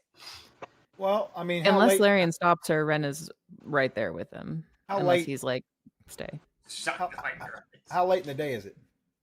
It is about 7 in the evening, so it's dark. So would you say that my elven vision would probably be still working all right for a little while? It will work all right. Yeah, you can definitely do a little bit. But while. It's damp. It's dampened primarily not because of the time of the evening, but just the overcast nature and the rain. So you've just got a little bit. Well, there's that too, for sure. I mean, when I say scout ahead, all I'm saying is, I guess if this kind of situation, I'm still going to do tracking, I guess. That's about all I can do, really. Because how hard's the rain? It's just kind of this steady drizzle, a heavy drizzle, it's not a downpour or anything like that. It's just rain. Her lantern's hooded, though, right? Yep. We're good then. Okay, all right. Then I'll just use her lantern, and she'll assist me, and we will track. So the last question is, are you going to track the dog, or are you going to pursue the light? Is the dog tracks not going in the direction of the light? They're vaguely going in the same direction. Well, at this point in time, I'm tracking both. Okay. Well, you can see the light, but you can see it's moving away. So if you're going to stop and track, that light will probably vanish before you can, catch up with it, because tracking is an actual thing. You can't. Well, You're not. No, I know. I get that. I guess what my point is that I'm going to basically be heading towards the light.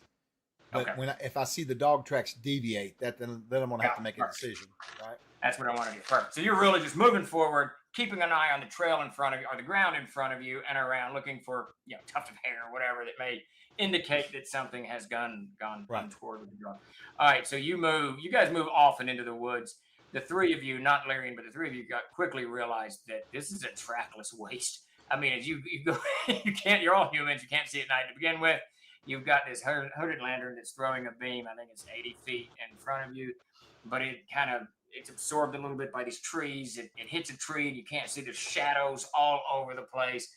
Now you find as soon as you get out of the clearing in front of the cottage and into the trees themselves, these trees, these ancient hickories and ancient oaks and elms have huge, ginormous canopies that intertwine one with the other. And it's late, the leaves have only just barely begun to turn.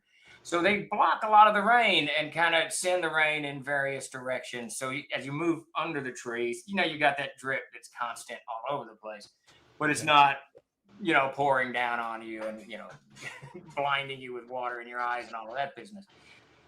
It's just horribly wet. The ground is wet. Everything is wet. If you move out, if you've got cloaks dragging through the grass in front, they immediately get wet. Do you all have you have hard boots or leather boots or soft boots? What kind of boots do we have? Hard boots. Leather boots. Okay. Leather. Okay, so no one's got this soft. So your boots handle the weather. Yeah, your boots handle the weather perfectly as you splash on into the into the mess that's the dark and full. And the three of you quickly realize within a distance, you don't really know even how far. Well, Davis, now you've got outdoor skills. Is that right? Yeah. As a barbarian. So it's really the two of you. This is, man, you could get lost. Yeah, no. Hey, I look back. Can I see the cabin still? The light from the cabin? So you guys, I'll assume that you closed the door. And if you didn't, Johnny got up and closed the door. Yeah, no shit. He For sure. Johnny! Yeah, we look up. He's on the porch glaring at us. All right, you can see this. You didn't leave any light on other than the fireplace that was inside, and you were using it as the lantern that Ren is carrying out. So you can see these kind of little slits of orangish glow kind of spill out from where the cottage is, and you can get, orient on that. But barbarian, all of you know, you get much deeper into the woods that you're not going to see that at all. But you can definitely see the fire light spilling in and around the shutters and the doors. So cottage isn't that airtight. Hold on, you guys. Look, going into this dark, I mean, we're not going to be able to see anything. What if we just give it 10 minutes? Just call the dog's name. One syllable of the dog's name. And All right. I whistle as loud as I can. All right. So you whistle really loud. Let's see if he hears. You know what? Actually, I want you to give me a Constitution check, Davis, to see how. Is it bad? Will someone roll it for me? I don't know where my phone is. My dice. Someone roll for Davis. I rolled a 2. Do you want to reroll? You have one reroll. No. Hey, Davis, should we designate someone in the chat to roll for you? Yeah, someone in the chat gets to roll for me. That would be fun. Let's do that. So whoever makes the next comment, you're going to be rolling for Davis for the rest of the evening. Coop Waffles, greetings and felicitations. It's the last comment. Next one that comes up, we'll be rolling for Davis for the remainder of the evening. You'll just have to be on top of things. You'll have to be on top of things. All right. So, all right. Well, with that 2, you whistle, Davis. You don't hear anything. There's no response to your whistle. I don't think that dog can hear us. It's deaf. Can I try? Yeah, absolutely. Yeah. I'll assume the whole party stopped a couple, 300 or 400 feet from the cottage at this point. Okay, that's a 17 on the die. Is it a prime? 18, 19 prime. Oh, that's very good. All right, so you whistle. You whistle pretty loud. It carries, and then maybe 5 seconds, maybe 10 seconds pass, and you hear this faint barking in the distance. That's him. Can I tell what it's coming from? Kind of, maybe in a southerly direction. Maybe. So the light's off to your south and west, and it sounds like the barking is off to your south, perhaps. Come on, let's go. And she'll kind of lead the charge that way if everyone follows. Grab her before she goes anywhere. We're not running off in the middle of the woods at 7 o'clock. I'm picturing they're like the same height, but her legs are still like in the air. Starlock. That's kind of why he came along, to make sure she doesn't go belting off into the.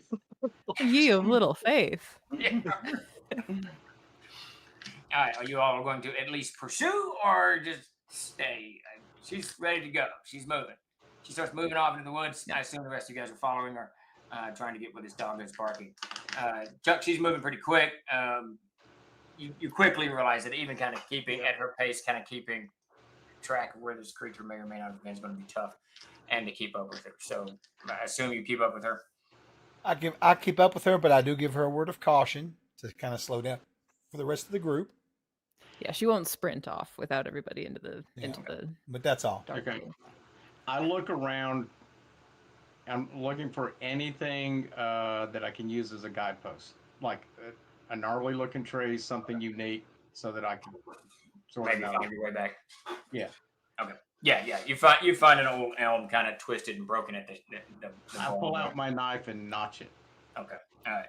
I'm assuming a quick notch and stabbing the trees in the dark and fall. Always a good thing to do. As soon as you do that, whether it was elicited or not, there's a very, very low rumble of thunder in the distance. And you can see, it doesn't really light up because you guys are under the canopy, but you can kind of see this faint light through the trees, through the clouds, far, far, far up as some, lightning strike opens up in the heavens above you guys. You guys keep moving. You move for about 10 minutes. You don't hear the dog again, but Larian, at this point, you're moving. You're not, and as Ren said, she's not moving super fast, but she's moving pretty, deftly through the woods. At this point, you're kind of on the edge of that valley that I described earlier. Do you remember? Mm-hmm. That very, very broad, deep, not deep, but broad valley that you had kind of stumbled upon in your hunting. So you're sort of on the edge of that, and that gives you kind of your orientation of where your character is, and you're relatively certain you can definitely get back to the river from here, probably the cottage, and of course to the river you can get back to Willowbreak or whatever.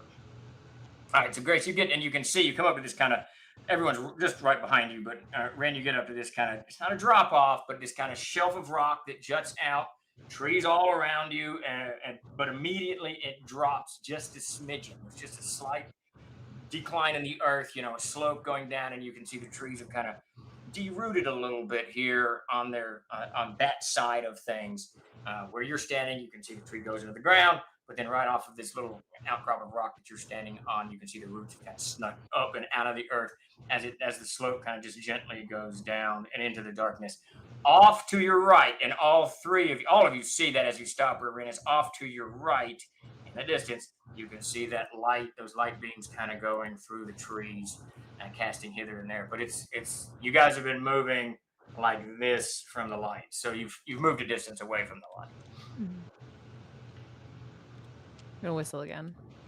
Give me a con check. Davis, do you throw your spear? I'm gonna use a reroll.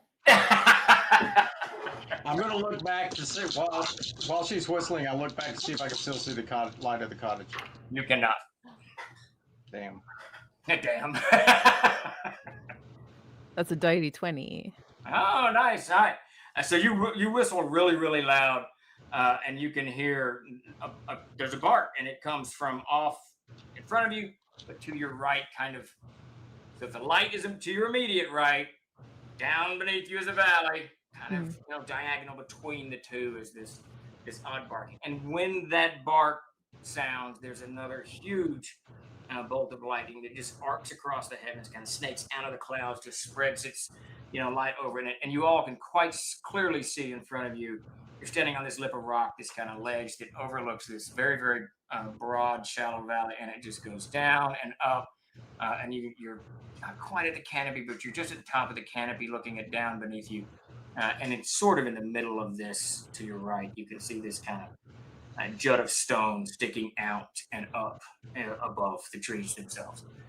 You get it. You look at it for 3 seconds, 4 seconds, 5 seconds until that bolt spins itself, and then within a minute or so, a couple of seconds later, the thunder just washes over you all. Sorcery. I crouched down on the edge of the thing. Something is foul here. Now I'm using my combat senses to sense if anything unusual is happening. Someone make a roll. I don't know what that is. Is that an attribute check? Yeah, but it's not. All right, Starlaw, you're up. Starlaw on YouTube. Starlaw on YouTube. Roll for Davis. He's going to try to determine if something. So you're looking for something threatening, is that right? Yeah, I'm trying to sense it. It's basically, it sort of helps me from being surprised, stops me from being surprised. It's sensing my situational awareness. I'm sniffing for the sorcery in the air. I touch the ground. I can tell if there's something awry here. That was perfect role playing because you gave Starlaw time to roll and post his roll. Brilliantly done. So you got a 14, Davis. So you're first level. So it's a 15. You got any attribute bonuses on it? 16. All right. So this is 16. Yeah, you definitely, Davis. So you kind of just cast out, and the whole thing just, the hair on the back of your neck stands up. You inadvertently tighten the spear in your hand. Everything seems just off kilter enough that it's dangerous. Okay, something's wrong here. But then you see a chicken. No, I'm kidding. A giant spider. You see a chicken taunting you. What was my chicken's name? I can't remember. Minerva? No. Minerva. Was it Minerva? Yeah. No, it's Medea. Shame on both of y'all. Yes. Medea. Poor Medea. Maybe. Yeah. Medea didn't make it. She didn't I make it. really I know didn't that. like She made it to his dinner table. It wasn't his. It was the many snakes and hawks and owls and whatever else. I believe Medea got killed by the neighbor's cat. But Anyway. Really? Yeah. All right. I'm crouching down still, Jeff. and I'm looking. How far can we see? How dark is it? It's pretty dark. So you can't once that lightning goes away. But because you're up, there's this ambient light, just obviously from whatever's above the clouds. So you can kind of see these shadows at the top of the woods. But as soon as you get back into the trees, it's going to be without a lantern. It's going to be very, very dark. You've been in the woods at night in the rain. It's No. I don't know what's on there.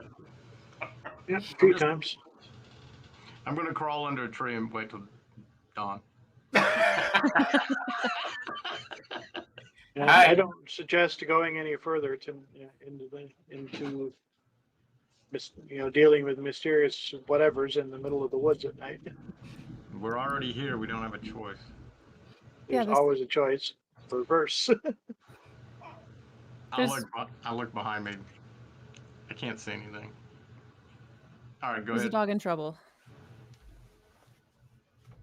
Okay, I have this sneaking suspicion Ren is going to be getting us in a lot of trouble. I don't know what you're talking about. Moving forward. Ren is the mini hats. Go buy a bag full of hats to throw on the road. So. If she dies, carry on the belt of bottles in her honor. That's right. Is the feeling that you got, the feeling that something's wrong, do you think that the dog we're tracking isn't a dog, like it's another Fae situation? Or do you think that there's something dangerous out here with us? I don't know about the dog, but I feel something out here in the forest. Something's watching us. Something malevolent. Something cruel, something of the ground. Sorcery, I can smell it. McGowan, come back to us. For the briefest moment, you see a beam of light rise up out of the forest in the general direction where you saw that obelisk. Stone, obelisk rising from the forest. It kind of rises. The light shines out and is gone. Ren, can you point the lantern in the direction of that obelisk? Yeah. What is that? It's 80 feet. Does someone out there know? I think it's 80 feet, and then another 100 or so kind of ambient light. But that beam of light shines out and over the forest. And you think you see it. You think between the ambient light and the lamp, it's not terribly far away, but it's a good little hike down into this valley. But even on that orientation, Larry, and you're pretty sure you could get to that without getting lost. And the operative being pretty sure, you still get lost. Did the dog sound closer than it did before? Couldn't tell. It doesn't sound like it's leading you. No, it may be. Who knows if it's leading you or not? But it doesn't. It sounds about the same. It's just sound is so hard in the woods, especially at night in the rain. Whistle a couple of more times. Oh, give me a con check. No, Ren, you do it. I can't do it. He goes to do it again, and I'm like, just stop. Well, hey, maybe I'll just use another reroll real quick. I care about this dog. Damn it, that's worse. Just further and further away. It's a 6. Prime. Is that all of your rerolls? Are you out? Well, no, I have more. No, she's got like 15. No, nice. All right. I'm gonna use one more. I've got 4. You got it this time. Okay, that's a 13 prime. All right, so you whistle again, and you hear you keep trying to whistle it. Your hands are too wet. It's too much water. The hat bends and water pours into your face, and just it really messes your whistles up all over the place. But you do get on your third attempt. You do get a pretty good loud whistle up, and then you hear the dog barking, and it barks pretty steady. I mean, it's just barking, and it's definitely coming. Barks first time, second time, third time, and you start to orient. You get a pretty good idea that it too is coming from that obelisk or whatever's in there. Wait, the barking is coming from the obelisk? Kind of in that general direction. It's all now, which Barbarian and Ranger, you guys are going to know, is a little bit to the west and south of where your cottage would be. So it's deeper into the wood, but still, again, Larry, and you're relatively certain that you could, get your comrade down here. Now, I don't want to rush us off blindly into danger or anything. Where stone towers are concerned, we've not had the greatest track record. So I leave it up to a vote whether we go down there or not. What do you three think? I'll sling myself over the edge of the cliff. Yeah! Ren jumps after him. Lead me to the darkness. Oh, I know. Seriously, dude, we're on that ledge. I just swung off the ledge. Going you leap down. It's easy enough. You just start moving down into the wood line. Yeah, I made my vote. Do what? In for a penny, in for a pound. Right, got to do it. All right, Brandon, you're after him, I assume. Oh yeah, right behind. Wyatt, Larian, back to the cottage, or? Yeah, we should go back. I think. Chuck clearly wasn't paying any attention. Larry's like, I'm out. No, I'm listening, but. They're headed into the valley, dude. They leap off the edge, head down into the valley, and they're off. And you go, I think we should go back to the cabin. Well, I'm just going to go back to the cabin and wait. I guess I'll follow. I'm going to follow a little bit more cautiously. So I'm not trying to slide down a muddy bank in the dark. You guys start moving down this slope. And it is a little bit muddy. Nothing terrible. I mean, there's still a lot of underbrush growth, grass, whatnot. Start weaving your way through the valley. That lantern light is casting, this crazy light in every which direction as it gets absorbed by a tree or bent or what have you. So as you're moving there, and you're moving at a slightly faster pace, I assume, than walking. So it's bobbing up and down and casting this kind of strange lighting through the woods. Davis, you're in the forefront. Ren, you're right behind, not far behind. The barking definitely gets louder. And as you start zeroing in on it, the closer you get, the more you can just hear from it. Everybody give me a wisdom check. 18. Now someone roll for me. Starlaw, we need a wisdom check for the ranger. Do we add our level to? Yeah, add everything to it. Okay. Well, That's a dirty 20 secondary. Nice. All right. Davis, you got to give us a soliloquy while Starlaw gets his dice out and starts rolling. I stop. McGowan stops and goes, "Wow, something's going on here. I don't know what's going on." I got rotating primes. I'm just going to pick whatever prime I want to happen. I got a 13 prime. 13 prime. All right, Davis got a 15, so Davis adds your miss to it. 16. And Wyatt, what did you get? I got a 14 non-prime. Okay. So Chuck, you guys are moving through the woods, and you're kind of in the middle. Wyatt's bringing up the rear. Ren and the Barbarian are up in the front. You see that light again, but this time it seems to be more of a kind of a globe hanging in the woods. It doesn't seem like to be a beam of light. And I should say, let me rephrase that a little bit. You see a light again. It's the same color as the beams from that guy's lantern that you saw, 20, 30 minutes ago. But now it's more of a globe. It doesn't seem to be, shining into the woods or anything like that. And it is moving relatively quickly. It might be a hooded lantern that's been closed. It might be something.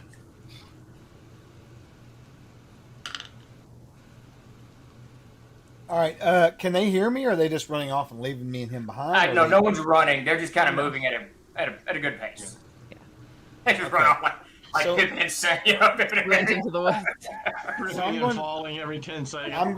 I'm going to kind of slow everybody down for just a minute, and I'm going to point out the globe of light.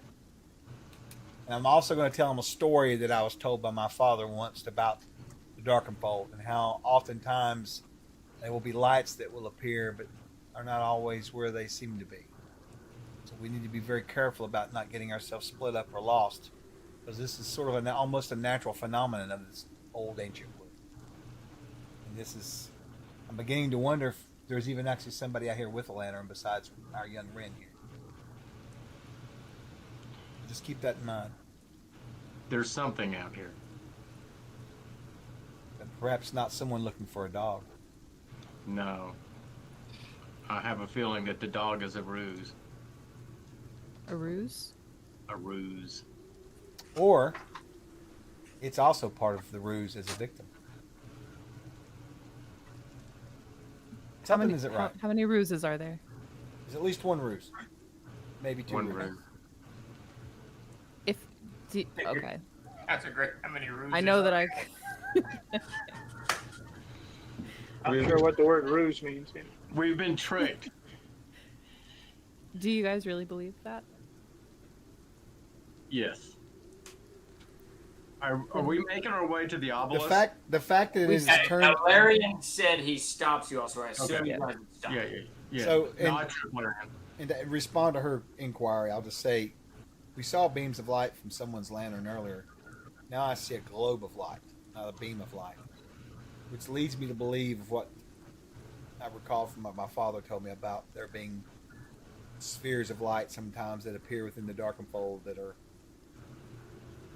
not necessarily someone carrying a lantern. People can often mistake them for that, right, or a torch or something.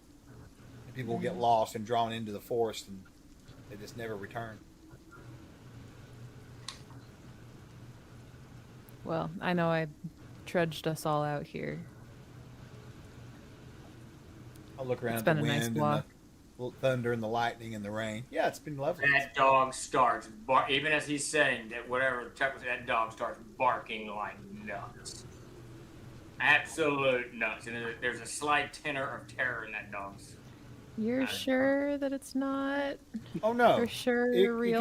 It could very possible be real. Perhaps the dog has Okay. fallen into a trap as well. How The far trap that I'm trying to away- keep us out of. I'm trying to say. Oh, I guess we're in a little bit. Okay, we can tell. Can we tell the general direction of the dog? Yeah. Kind of in a, well, you can't really, it's, westerly, up the valley a little bit. Can I use my monkly constitution to... I love where this is going. That's a great face. I absolutely love where this is going.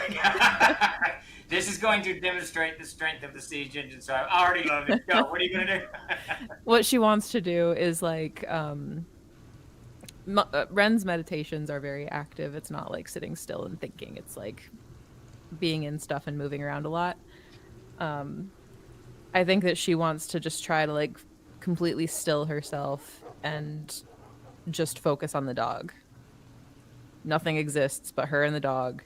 There's a line between her and the dog, and trying to like just feel it. Okay.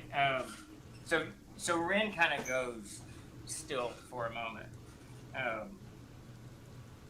Do any of y'all? I mean, y'all notice it. She's holding the lantern. She just kind of goes still. Do you say anything? Do anything? Just wait for us to see what she's doing. Okay. I crouched to the ground again. Put my left hand on the ground, holding my spear up. I'm just feeling for the ground to feel if there's anything unusual, and I'm trying to figure out which direction the dog is. Okay. Like, I know it's echoing back and forth, so you get a pretty good idea because it's barking so continually. You get a pretty good idea of the direction that it is. And Larry, are you just kind of waiting to see what Ren does? Wyatt, same thing. Davis. What type of bark? What do you mean? Is this like a warning bark, a No, bark, so a fear bark? It's a scared bark. It's gone into a scared bark. You know, like any kind of dog that is greeted with something. Yeah. So it's not sure what it is, but it's not so fearful that it's immediately running away yelping. Does that make sense? Yep. Something's approaching it, but it's confused. Obviously, in a little bit rage, a little bit terror, all kind of mingled in as the canine is trying to figure out what's going on. I am going to knock my bow. Okay. All right. So you pull an arrow out, knock it. All right, Ren. So Wyatt, what are you doing? Anything in particular? You just kind of bracing? I'm watching just to see what's coming because chaos is about to occur, and that's why I've been walking I'm walking cautiously behind everybody. Always a good idea. I will say this, Peter. I applaud your constantly watching behind and to the left and the right as the party is going in this direction.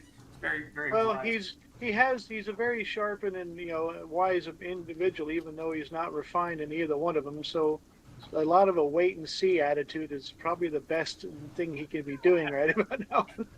All right, so Ren, the very first thing you get is this absolute. I'm gonna have you make an attribute check in a second, but you get this absolute stunning weight of terror washes over you, and you see this blasted plain of just madness and volcanic ash, rock, and just desolation all around you, and you see tens of thousands of people.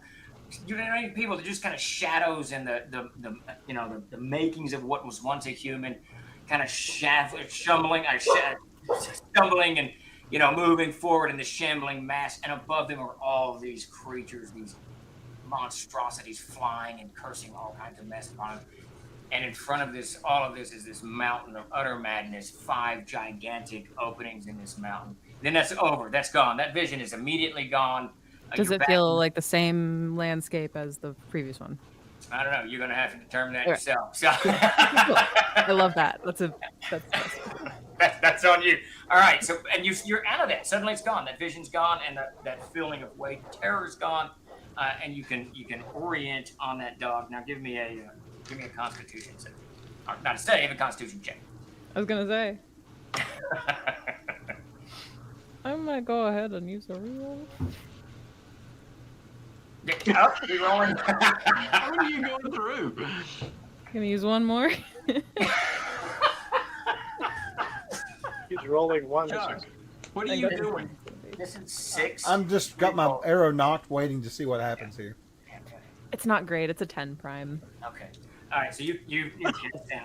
And I just want to point out for those people out there watching this, we are playing Castles and Crusades, and this is the reason that I fell in love with this system after we started publishing it, is because it allows players to role play whatever they want, and I've got a way on my side of things to check it, and they can roll, and it all works. We don't have to worry about. We still have skills and all that stuff, but we don't have to worry about it so much. All right, so you cast yourself out, Grace. There's no part of you that thinks that this dog is a ruse. Now, there is a little bit, because of Larian and the Barbarian, there's a little bit of latent doubt that maybe your emotions have taken over. Maybe, you're a monk. You're supposed to have control of these things, but you're also human. So your gut is telling you that dog is facing something terrible, and it's not a ruse, but your brain, which is 6 intelligence, your brain is telling you, your comrades are saying, let's go home. It's scary out here. It's dark. I think she gets that vision. It rings her bell. She steps back a second. I'm really sorry, but it needs our help, and she takes off. All right, Barbarian. She just runs past you. What do you do? Take off after. You're off after Larian? Yep. Wyatt? I just pace a lot quicker. I'm not running, but I'm moving after him. She can outrun all of you all if she's inclined to run. No backpack. I have that wolf spear with the lug nuts. I just trip. That would definitely slow things up. All right, you guys start moving through the woods. The faster you move, I'll get you with the hook sword. The more oriented on the dog you get. And you're still holding a lantern in your left hand, I assume, looking right. Yeah, she separated the two pieces. Hey, Grace, real quick, did you get that video? I'll send it to you. I'll send it to you through. Wait, chat. yes, yeah, the one of the hook sword fight. Yeah. That was so fucking cool. Yeah. Cool, right? Send that to me. I want to see that. It makes me feel stupid for only having one hook sword. She should have. Crouching tiger, hidden. You're just first level. Second level, you can get another hook sword as you learn. All right, you guys are booking through the woods. First thing you see is that lantern light, your lantern light, Ren's kind of washes on the side of this. You can see just a stone wall. It's not very wide or whatever, but you see this kind of wall of stone, and the light kind of bounces off of it. You can see a little bit moss covered, roundish a little bit. Then your hand moves, a little bit. You don't see the stone, but you do. You're almost on top of that dog. It is barking so, and you all see kind of simultaneously.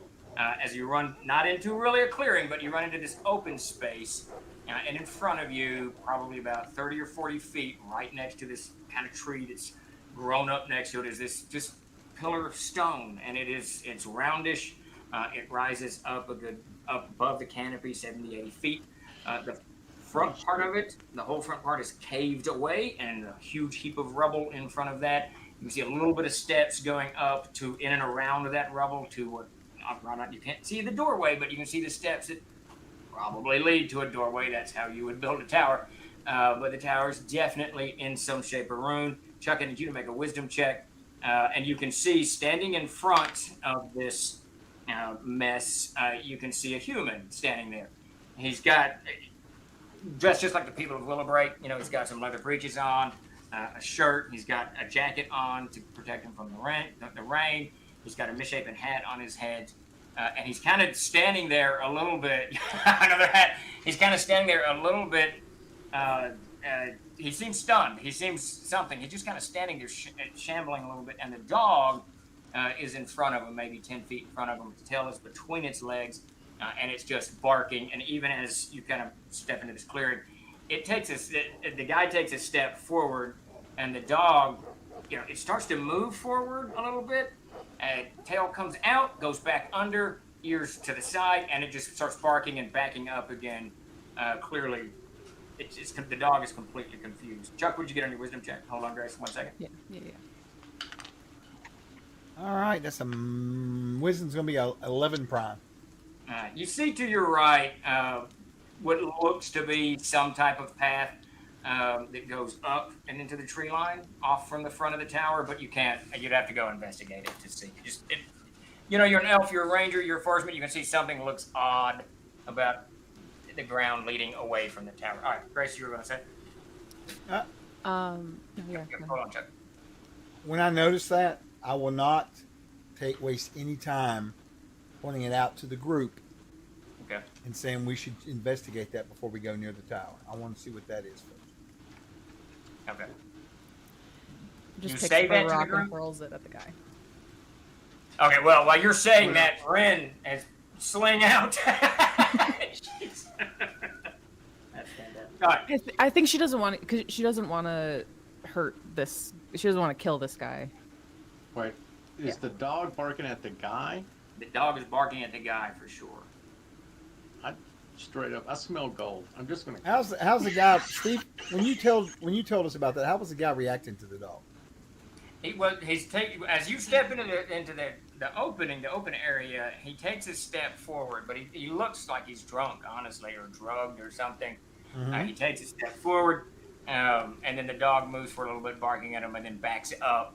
And then the guy stops. So he's not paying any attention to you guys. He probably, whether he's seen you or not, but you do have a lantern. He's really focused on that dog. So he is reacting to the dog. He stops. Yeah, he stops moving towards the dog. But does he look like he sees the dog? He can't not see the dog unless he's blind, because it's like 10 feet in front of him. But unless he's something else than what we see. Yeah, oh yeah, for sure. Yeah, that is 100%. That's why I'm trying to determine if he actually sees the dog. Like if it looks like he's like looking at the dog and whatever. You're gonna have to tell me if you think he sees the dog or not. What is he? Does he look at it in any way, shape, or form? Looking in the direction of the dog for sure. When the dog's barking? Yes. All right. Well, you're trying to figure that one out. I just yell out, "Ho there!" Okay, you yell out, "Ho!" And you see out of the corner of your eye, Davis, you see Ren going. Actually, change of plans. Okay. I used my spear to stop that sling. Ren, who has been running, sprints forward towards the sky, slides to her knees with the hook sword out, and is going to try to take his legs out. Oh, nice. All right. She has to get close to him. She's. How would you never go hiking and just wander to a stranger in the woods? The dog doesn't like it. I don't like it. No, sir. All right, so you guys kind of run in. You hesitate for a minute. Larry's kind of taking in the whole thing. Wyatt's coming up from behind, keeping an eye behind you guys, making some crazy going on there. And you, the barbarian shouts, "Ho!" And see Ren on the corner of your eye, Davis. You see her kind of doing her sling, and then she abandons that, realizing that she's actually got. Well, no, I guess your sling's on your right hand. Is that right? Yeah. So your sling's there. Abandons that, starts running forward. Blade coming out. Okay. Where does the lantern go? Still in her left hand. So blade, left lantern. Okay. And it is now, it's hooded. So it's got a beam of light. As she's running forward, that light is. Yeah. It's the Blair Witch Project going on. It's that lights all over the place. We got shaky camera syndrome. Right, yeah. Can we shake this the thing here? She's just running forward. You want to pursue Davis, or what are you doing? What does the guy? When I say "ho," does the guy do anything? He turns in y'all's direction. When you shout, he turns in y'all's direction, and it's this kind of weird. It's just kind of this weird gait. Everyone, give me a wisdom check. I really need to get some dice. Starlaw, we need a wisdom check. 21 secondary. Alright, Grace sees it. Chuck, what'd you get? 13 prime. Chuck sees it. Wyatt, what'd you get? I rolled a 7, non-prime. You did not see it. You have rerolls. Yeah, I'm not. Okay, I think we may have lost Starlaw. Grace rolled for. These are my good dice, apparently. Just in case. Yeah, Starlaw's there. Starlaw's there. He rolled a 7. Davis, you did not. Davis is like, damn it, no. Do you want to do a re-roll, Davis, or do you have to? No, that's fine. That's fine. All right, so I'll use my re-roll. Yeah. Did you find some dice? Oh. Oh, okay. All right. I haven't. Davis, can you see chat? Ren, you and Larry and Steve. Chuck, you listening? All right, you both see as the creature turns around, on Wyatt and Davis, you do not. You can see there's blood stains all over this guy's shirt. Now, he's got a dark shirt on, so it's not easy to see.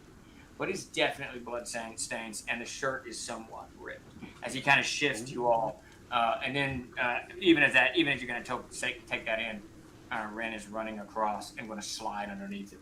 Now, Ren, give me an initiative. Okay. He's just bloody. Yeah. Okay. Make sure. Hey, that's a 10. I swear to God, my rolls are really good tonight. I'm using my good dice. You got him. You got to slide in front of him. Swing with your hook sword. Ooh. Oh, but I have a crazy bonus for overbearing. Someone was at my house and put my dice up. I found them. 15. All right, you slide and you hit him in the ankle. You give him a dex check to see. He flips up, over, splashes into the mud. The dog actually, as you slide into it, leaps back, barking even more terribly confused. And the lantern now, the light is shining up the side of this tower here as it's, you're kind of half in the ground too. Ren, as this guy hits the ground. Davis, what's your immediate reaction? I slow up just for a second. He's bloodied on the front, right? You don't see that, no. You and Wyatt do not see that. Oh, okay. You just see Ren run forward and hit him with the hook sword in the ankle and flip him over. I run up to him. I run up in that direction because I can't see anything. I need to get in the light. Okay, yeah, it is very dark. Chuck, what's your immediate reaction? I can't say. He goes down on his back when she uses the hook sword on him. She hits him in the ankle. He hits his side, really. Splashes into the ground there. They're kind of laying face to face at this point. And she's got the lantern in left hand, and I assume swinging the hook sword around. Yeah. I don't know. Her intention is to get a good look at his face. So I'm picturing she's like kind of over him. Okay. So she slid forward. Lantern in the left. She's sliding on her right. So her hook sword hooks the guy, but is actually now on the ground and half under her a little bit. Her elbow is as she's holding the lantern, shining the lantern on it. So she's going to have a little bit of trouble getting that hook sword up and into combat next round. I'm going to move forward with my bow drawn, of course. Yep. Nick, and I'm going to say loud enough for him to hear me. Don't move. Who are you? And I'm going to aim that bow at his face. All right, Wyatt, what are you doing? Keep in mind, I'm not over top of him. I am back. Okay. Chuck, yeah, I'm not. Well, it seems the two of them got him pinned, but I'm going to wait and see what else is going on around here. I mean, honestly, we have no proof he's not a vampire lord. That's all I'm saying. you do not have any proof. All right, next round, he immediately rolls. Davis, you've moved up to see. Ren has a light on his face, and at that point, Davis, you can see his shirt's torn, covered in blood. Larian, you've got the bow out. Wyatt's keeping watch. This guy rolls to just punch Grace in the face. Give me an initiative, Ren. It's going to be, you're going to get a -2 because you've kind of half pinned your sword under all of that. Oh, I'm not going to use my sword. Okay, then no minus. That's a 6. You don't. I got a little bit better than that. What's your armor class? No shield. If you don't have a shield, so what is it? Don't use shield. What is it? 12. Oh, I thought you said 8. That would be a bummer. Shitty monk. That would be horrible. 6 armor class. 2 health. He lands a pretty good blow on the side of your head. You take 2 points of damage from that. I kind of see stars a little bit. What's your immediate reaction? What do you do? He's about to see ash. She takes a belt. She takes one of the bottles from her belt, the bottle that's filled with ash. She crushes it in her hand, and she hold on. scrubs it on You his got a face. lantern in one hand and a sword in the other.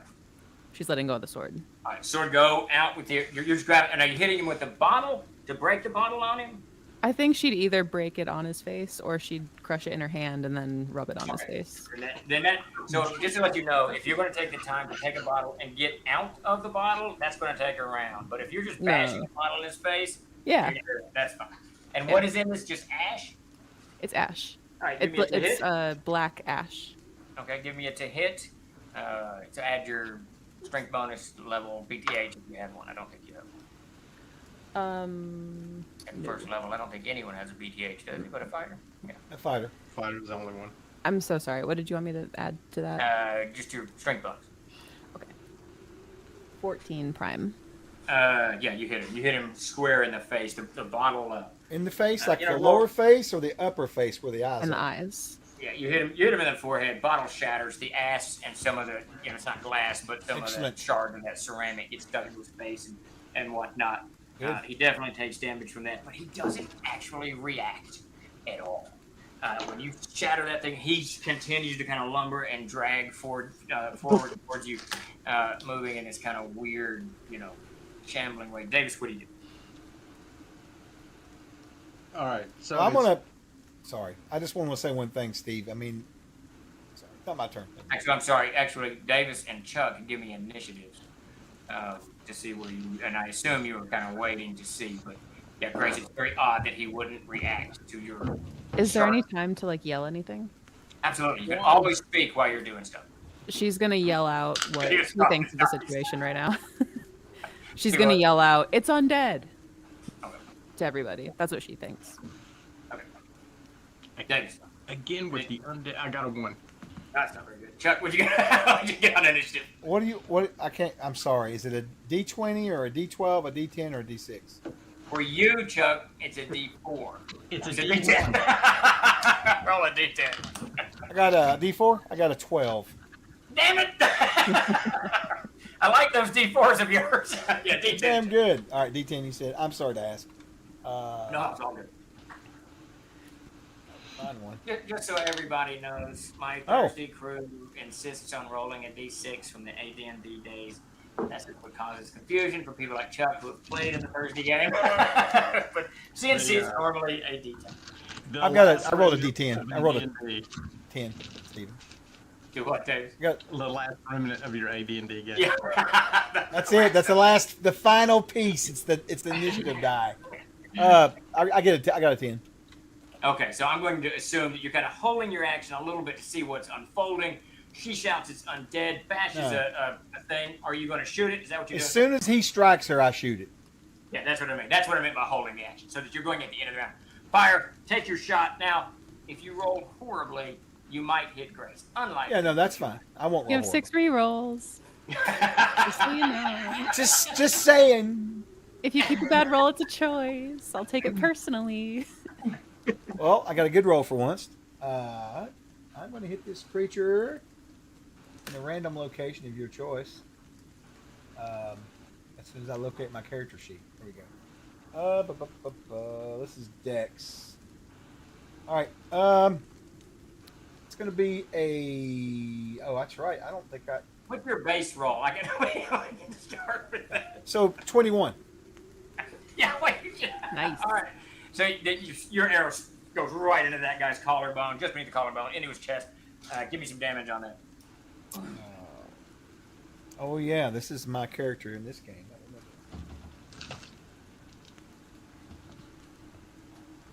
I pulled out all these dice, and they're all 20s. I don't know what the deal. I don't know.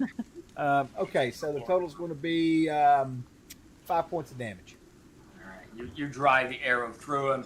There's enough force to it. You can tell it goes through his backside and down under his collarbone, through his lung. He lurches back and just kind of falls back, motionless into the mud and the water. Even Davis, as you're kind of standing there. But two things happen instantaneously that this fellow dies. A huge explosion of light comes from the tower above. It's just for a moment. It lasts for maybe 2-3 seconds, and it lights up the whole area around you, spilling out of the tower, mostly out of the cracked front of it. But there's clearly a window on the backside and a window, on the a little bit to your left. Shines light in every which direction. And Davis, you see this. You and Ren, you see it too. But the guy's shirt just kind of goes up. Unnatural, just goes up. It just kind of moves. You better not put no xenomorphs in this damn game. I'm going to tell you that right now. Don't bring up the worst movie in human history. Anyway. Don't get started, David, on that. We'll save that for Late another night. date. Yeah. Davis, what do you do? So you see that, and Ren, you're seeing as well, but Davis, you have an active ground. I take my spear with both hands and slam it right down in the middle of his chest. Try to pinning whatever it is underneath that shirt into the ground. All right, swing. I have a question too, Stephen. Yep, fire. Being experienced with using a bow in battle, does it look like I did damage to him when I hit him?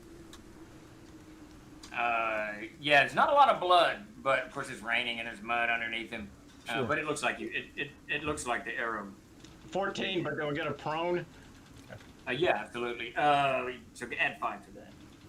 A 19. All right, so you drive that spear into the guy, and it rips through his shirt, goes into something, and you can tell instantly. You know, you're not horribly experienced at this point in combat.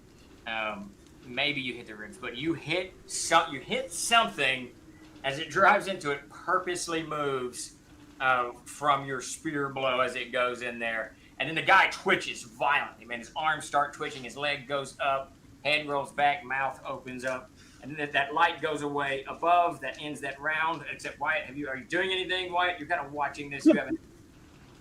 Well, if I try to get in the middle of that, I'm gonna be hitting a whole lot of people.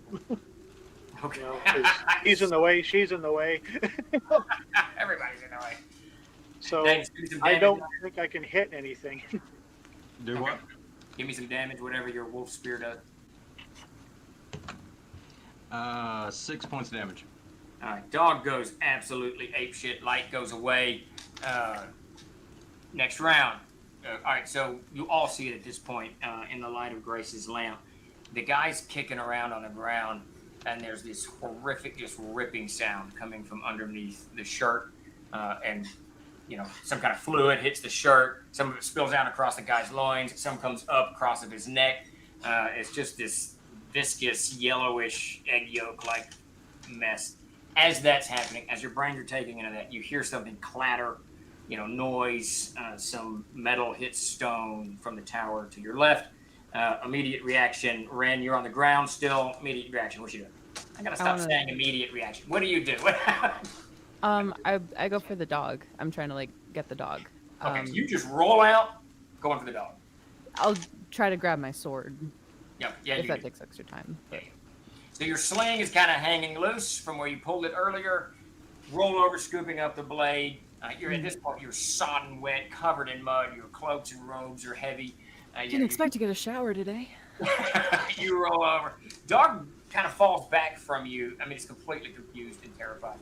I want to use my action to try to calm it. And you don't leap up it with the hook sword and the lantern chasing it.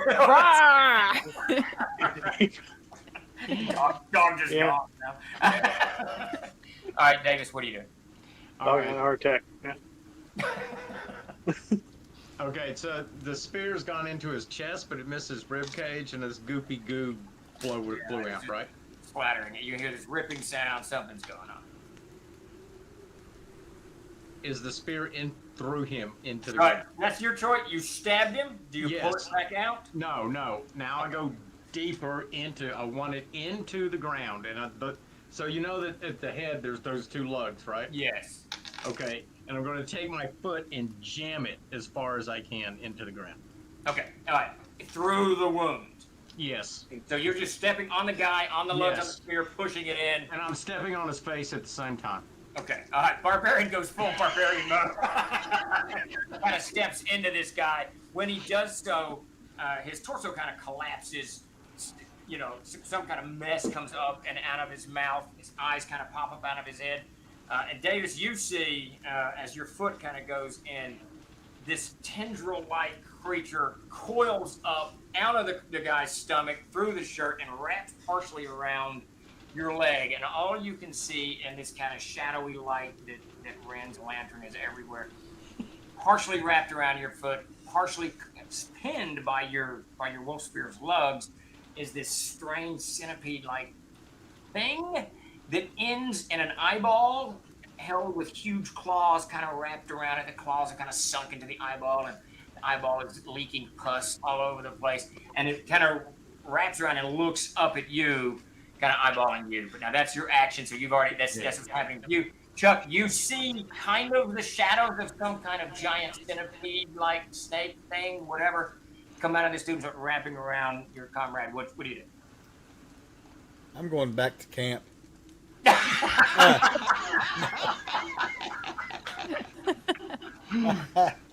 Shit. Oh, Davis. I've got it, dude. I've got it handled. And there's nothing else other than this thing. Okay, great. Okay.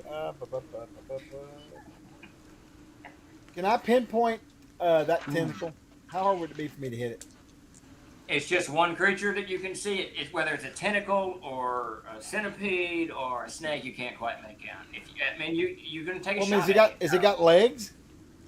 You don't see any legs, kind of in the darkness, but it looks like it's wrapping around either the spear or McGowan's leg. You can't quite make out, but you can definitely take a shot. Now it's going to be a broader chance of hitting McGowan, but because he's moving, the creature's moving. He's got hit points. He does have hit points, that's for sure. He's got lots of. Got a couple days left in town anyway. Yeah, Now's the time to get hurt. I'm actually going to try to take a shot at it. You'll be there for 9 months and we'll Let's just drink some beer until we're all healed up and leave. So Grace, how many bonuses boons do I have? Plus 1 boons. 6. Oh, plus 1 boons. 2, right? You have 2. Okay, all right.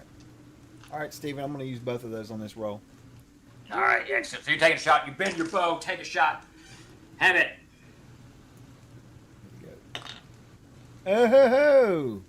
It's a 19, 20, 21. You hit it. All right, that arrow goes right into the creature. Good one.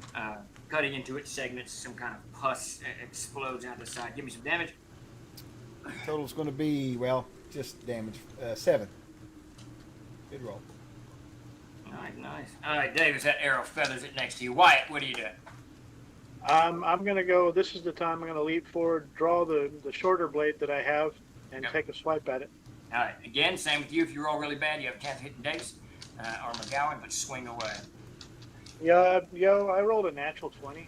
Well, that's pretty good. That's pretty darn good. All right, you slice into the creature. So you're going to do maximum damage, add your D4, add a D4, and then add your strength to that, and tell me what your total damage is. Add a D4, okay. 9 and 10. All right, you slice that creature. You cut into it, slicing it almost completely in half, but most of your blade goes kind of lengthwise, opening a good foot of this creature up. And as you do so, Davis, you've got the clearest view, even though the lantern has moved a little bit away from you. That creature, which is, and you can see that it's got very tiny legs that have they're not into your flesh yet. Oh, you don't have any pants on, do you? You just have a loincloth. No, I have like wool pants and a Oh, girl. no. Yeah, so they're kind of gummed up in the wall there. They haven't actually penetrated flesh. And as soon as he slices that creature open, you can tell, it folds a little bit, and then it just explodes all around you. The whole worm-like beast explodes. A little eyeball shoots off in the distance. And you and Peter both need to make a... Grace, hit the eyeball and put it in the... Yeah, absolutely. So We're on the same wavelength. Make a strength saving throw to see if you avoid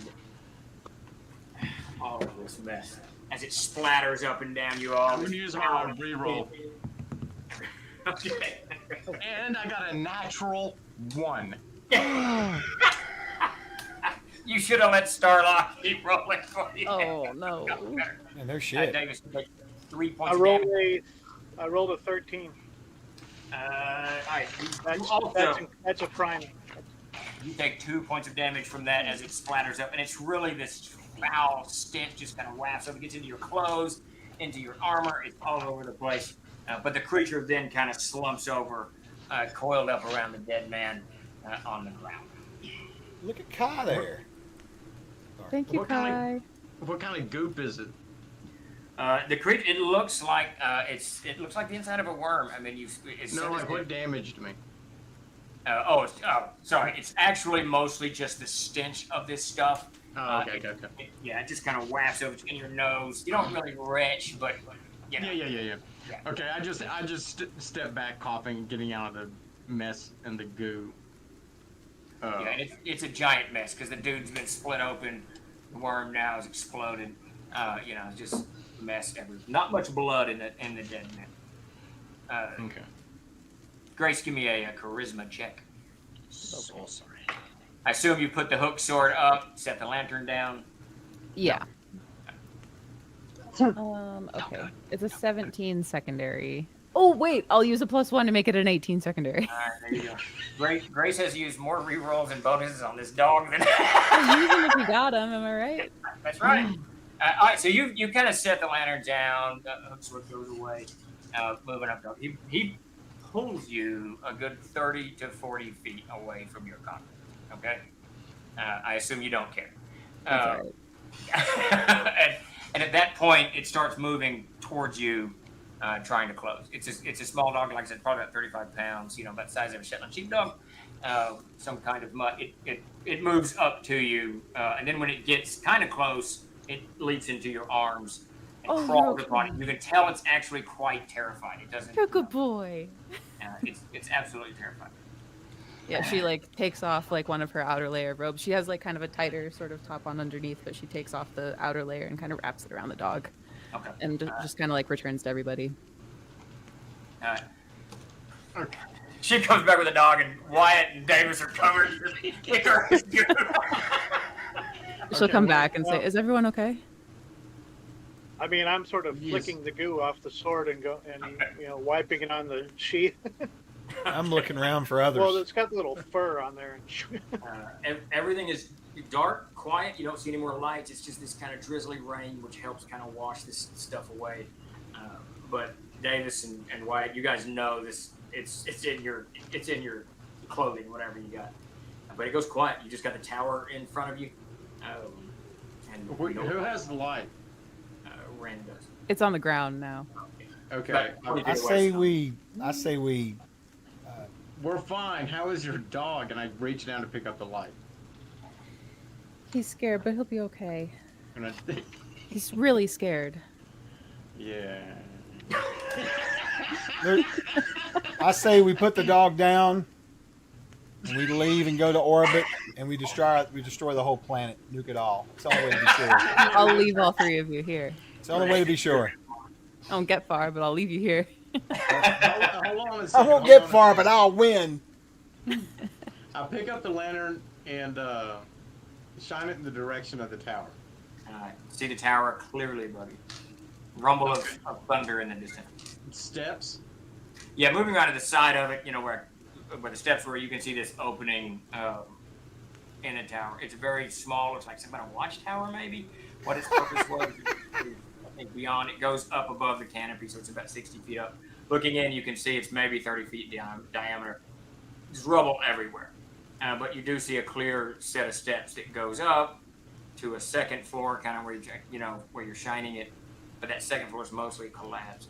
But the steps go up and beyond that. I'm gonna go. Hold on. I'm going up here. Okay. I'll leave my spear outside, and I go up the steps with the lantern in my left hand and nothing in my right. But I have my sword still sheathed. And I'm just gonna walk up. All right. What are the rest of y'all doing? Sheathing the hook sword, and then probably picking up McGowan's spear. Okay. And just holding it for him. All right. She wants to thank everyone, but she'll wait to do that. When I get inside the tower, I'm going to close the hooded lantern so everyone knows exactly how dark the dark is. This is advanced darkness. Larian, what are you doing? Not much. I've got my bone drawn with an arrow knocked, and I'm just waiting. Now, he goes into the tower, to be very clear. And I'm Ren waiting. does not. So you stand. Dude, I'm to the point now. I think I'm just gonna basically just wait for the screams. I'm waiting for the rain to clean me off a little bit. I mean, I'm gonna look over. I'm gonna look over at Wyatt. Wyatt, sort of dripping at goo right now. can you watch after the monk and the hound. Well, that's what I came for. And I'm gonna turn and I'll just nod at him. I'm gonna follow Wait, Larian, before you go. Penniless Davis up to the stairs. Oh, you're following, and you're not leaving. Okay, never mind. No, I'm gonna go. I cannot do what the player wants to do. I'll have to do what the character wants to do. He's going to follow. I would rather leave him to his death, but I'm going to follow. All right, David. So you move in. The first thing you notice is just this kind of odd smell in the room. It's very faint. The water from there's no, there's the whole tower's collapsed from top to bottom. So the rain has been falling in. So this is kind of smell in the cave. So you can see the second floor is collapsed in. Steps go on to the third floor and into the roof above at the very top. You start moving forward. You clearly hear scraping on the second floor before you get to it, scraping on the floor. Something moves below me. No, you're between the ground floor and the first. I guess it's technically the first floor. So the ground floor and the first floor always drives me crazy. I always call it the second, but it's I believe it's ground, first, second. Whatever. Is there like wood above me? Yes. Okay, so there's still a wooden roof. So as you go up the stairs, part of the floor is intact. Okay. Yes, yeah, absolutely. All right, as soon as I hear the scraping, I pull out my sword and I look back, look down to see if anyone's behind me. Larian's behind you. Bow or sword in hand? It's not good bow usage in here, a little bit, but Larian, what do you got in hand? Me? I'm a freaking expert archer. What are you talking about? So he's got his bow drawn. No, I'll pull my long sword. Okay, he pulls out his blade. And as a side note, Davis, just keep in mind your brother's the dude that designed a tower with 50 floors, so it's going to be a little crazy the whole floor thing. Hey, it's a dungeon above the ground. You should be proud of me. I'm running a dungeon above the ground. That is the funniest fucking thing I think I've ever heard in my entire life. I look down at Larian and just point up to the thing, and then just tap my ear, and then I'm not back at you. To the second floor I am, or to the floor. Oh, it's just a few feet, 10 feet. Okay, right. I carry the lantern in front, sword in one hand. I just want to ask real quick. Davis posted in the group chat a graphic of his hand signals. Did anyone read that? He did? Yeah. 2 weeks ago. Like 2 weeks ago or something, I think. Yeah. All right, so Davis, you start moving forward. You're shining the lantern up. I assume you're just kind of peeking over, or are you doing? Go ahead. I'm gonna stop the whole party, take them all down. We're gonna build a fire, and we're gonna go over hand signals. Okay. Wait, I thought that was a joke. Oh, he don't play around when it comes to shit like that. All right, Davis, you're just kind of peeking over the floors. Yeah, I slowly go up and I peek up over the floor. All right, you see as you shine up, there's a little bit of debris, a little bit of wood here and there from whoever occupied this tower 20, 50 years ago, whatever it was. But you see one of those creatures that just exploded on you. It's about 6 feet long, maybe 6, 7 inches in diameter. It's got tiny little legs along the whole length of it, and it's looking right at you with its huge one globular eye held in these claw things.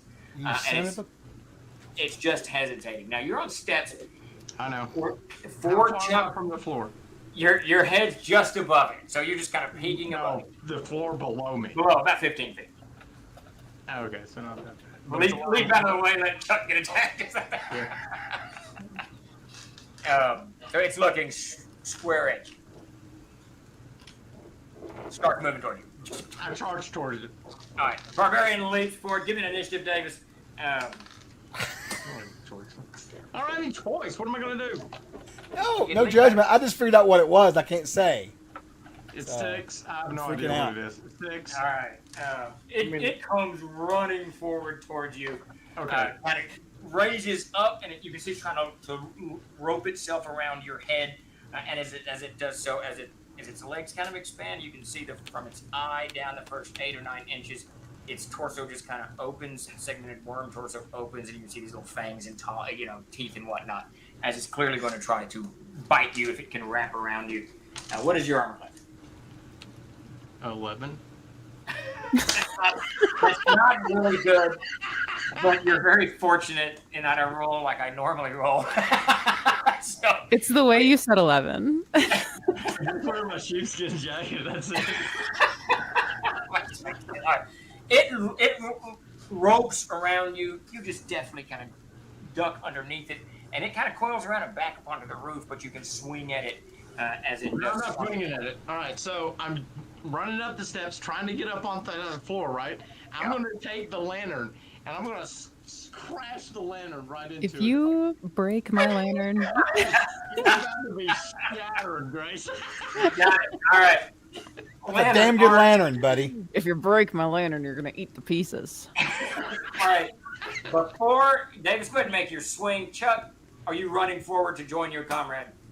Holy shit! Did you roll an at 20? I won! You have another reroll if you'd like to use it. Do I have another one? Yeah, we got replenished by Kai. Okay, all right. I don't understand how you have anything in that Roll house. for me. I want someone else to roll for me. I'm not 4. rolling. I rolled a 4. There you go.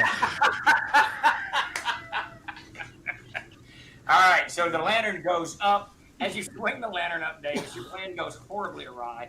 The oil in the bottom of the lantern kind of flows out through clearly a crack or some kind of defect, and the making of it hits the flame and lights up a little bit as you just kind of do this arc of flame and whatnot through the air and oil through the air. As you smash into the ground next to the creature, it moves out of the way very, very easily as it's cooling, running back around, kind of moving at you quickly.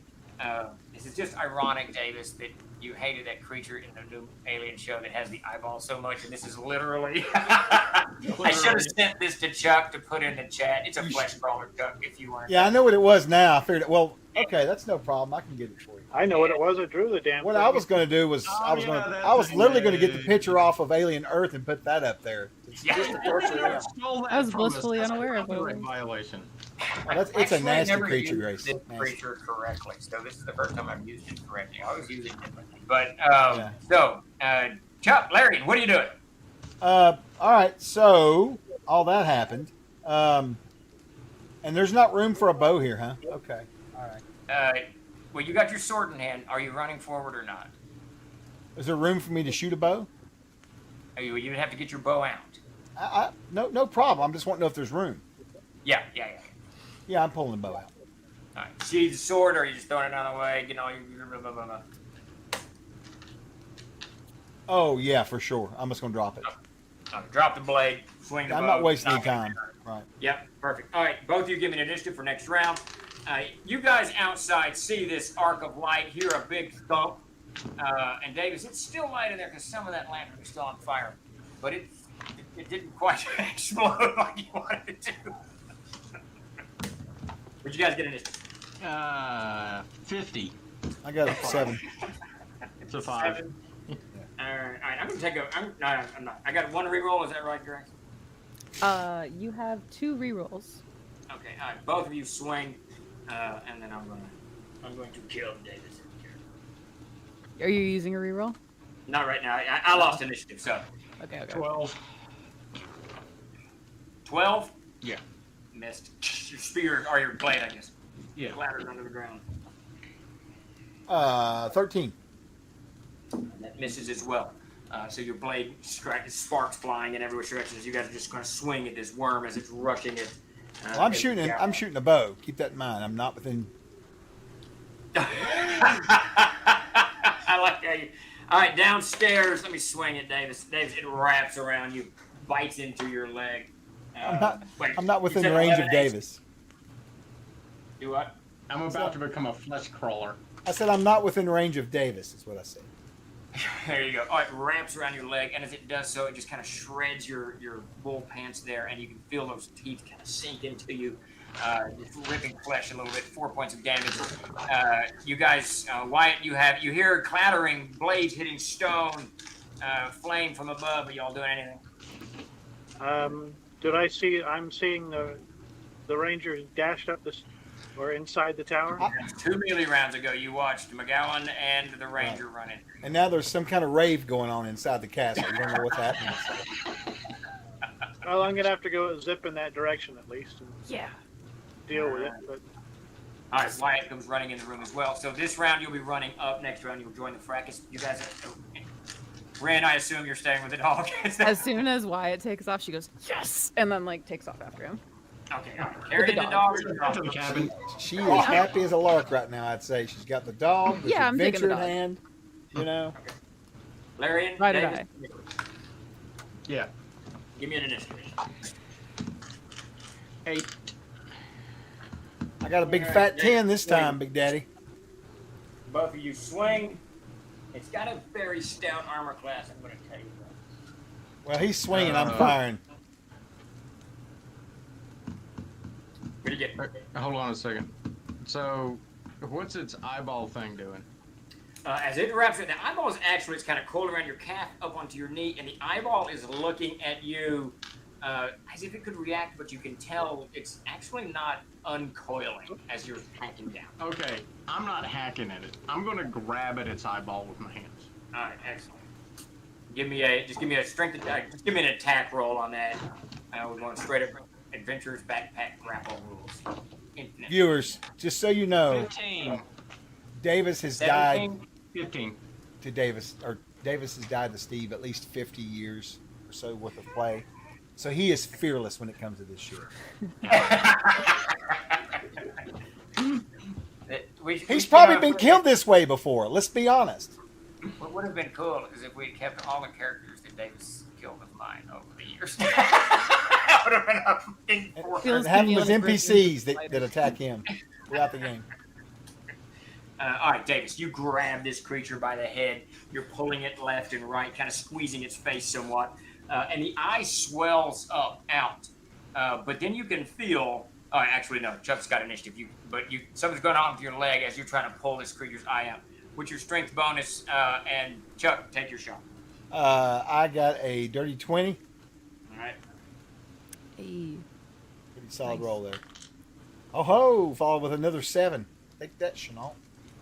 The arrow slices through the creature's segmented back. Davis, you're pulling onto this creature. You can feel something's wrong with your leg. You can feel something flowing into your leg. I need you to make... Do I see anything? Well, you can see this creature wrapped around Davis. Give me a constitution check. Natural 20. All right, you're good. Whatever. 20. Neat 20. What are we going to call it? Neat? No, it's a neat. It's a neat 20 and a dirty 20. So it's a neat if it's natural. It's a nat 20. A natural 20 was on the rocks. A 20 on the rocks. Yeah, on the rocks. She's right. She's 20 right. on the rocks. On the rocks. All right, you can feel your flesh begin to stiffen underneath this whatever toxin's been pumped into you, but that stops it. It doesn't go very far. You can just tell around the room. You have willed it away. All right, Wyatt, you come running up at the end of this mess, and you can see the barbarian standing there, kind of teetering on the edge of this floor that he could fall down below. Larian's up against the wall. You got to run past him. He's strumming arrows. You can leap up in there and swing, or what do you do? That's what I'm doing. I'm leaping in there and swinging another short sword attack. I don't have a room for the big sword. All right, hack away. Oh, that'd be about a 9. You clatter into the side of the creature, but it does no damage. Davis, rerolls if you want them. I know I've got some. Okay, just so you know. I have a note. I've got a note here, so. All right, David. Yeah. Despite your fighting off its venom, it continues to shred your flesh. 2 more points of damage to your calf. You can feel your boot filling up with blood as this creature is just mangling your calf. I can feel the blood coming out of my mouth, my nose. It's just a mess. All right, end of round. Austin sweating. The 3 of you, give me an initiative. Ren, you can tell it's just too crowded up there for you to plunge in. So I'm waiting for an opportune moment. When you say you 3, are you talking about them and the dog? No, I mean you, Larian. No, because I'm with Davis. Okay. Yeah, no. Wyatt joined you all. Wyatt runs past but you. Right, but I thought she followed too, right? He did. She did. She's too crowded for me. Yeah, with Wyatt and the barbarian there, and you standing on the steps, and it's just too much. Okay. The stairway is probably about this wide, so Yeah, I mean. Can you tell me if there's still fire in this room from the lantern? There's whatever Davis spilled out on the ground. The oil is cackling somewhat. It's crackling somewhat, but it's not putting off a lot of light. And as it continues to rain, it's just been 2 millirounds. But as it continues to rain, it's spreading that out just a little bit. So you got a few more rounds of light, but hey, it's not going to last very long. No, I would love to enter use your initiative. Willpower again. I have something. To light the way. Can I enter initiative, not to make an attack and enter into the fray, but to act? 100% you can do that. And everybody remember, if you're shouting things, that's not part of your action. You're just shouting stuff. All right, give me an initiative, everybody. 9. I rolled a 5. 9. All right, I got an 8. So, Chuck, would you get initiative? David, swing. Ren, what are you doing? I'm dumping out my flask of oil. Nice. All right, On the throwing fire. oil up into there. To make the light fire it up. bigger. I got a 7. Okay. Okay. So I grabbed it by the eyeball last time, right? Yes. Okay, this is what I'm gonna do, and it's got me blah blah blah on the leg. It is dug into your leg. Yeah. Okay, so this is what I do. I fall down on it. Well, it's dug into my leg, right? I'm going to use that to my advantage because it can't go anywhere. I'm going to fall down onto my knee. And then with all of my might and my, primeval will, I am just going to try to yank it apart. All right, give me a strength check. Can I, while you're rolling, Davis, just want you to know Starlaw has been giving you advice, which you are not watching chat, but you have followed him impeccably. Okay. And the last thing he said was, I told you it was in you. And after you kill this thing, Davis, eat the eyeball like a true barbarian. All right, here goes. I made 15, 16, 17, 18, 19. Dirty. Right, yeah. So you grab this segmented creature, and it's actually anchored itself into your flesh. So it can't, there's no resistance, right? You're just pulling it at this point. But you fall over intentionally to get better leverage. You land into the oil that Grace throws across. Your backside catches on fire. So you're your side catches on fire, your arm catches on fire. You're yanking this creature, and you just pop it in half. The eyeball explodes out. This goo splatters in every which direction. This foul stench as you rip this creature in 2 pieces. Everybody give me a saving throw to see if you suffer from these death throes of this nasty creature that the barbarian just ripped in twine. Dexterity, you said? Oh, what did we say earlier? Yes. It's Dex 17. 12 prime. 19. So you're going to need a 15 prime on this, or a 21 non-prime. Davis, what'd you get? 17 prime. Davis, good. Chuck, what'd you get? I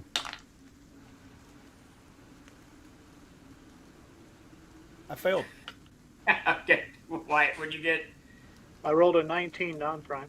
Non-prime. So everybody but Davis failed. Davis, you take 1 point of damage. Chuck, you take 1 point of damage. Peter, you take 3 points of damage. And Ren, you take 1 point of damage as this foul stench just wafts over everybody. Retching, nausea just all over the place. Does anyone die? Does that knock anyone negative? Are y'all still? Yeah, I pop its head off and fall to the ground, and I'm just pulling myself away, and I just pass out. Now, what negative are you? At 0.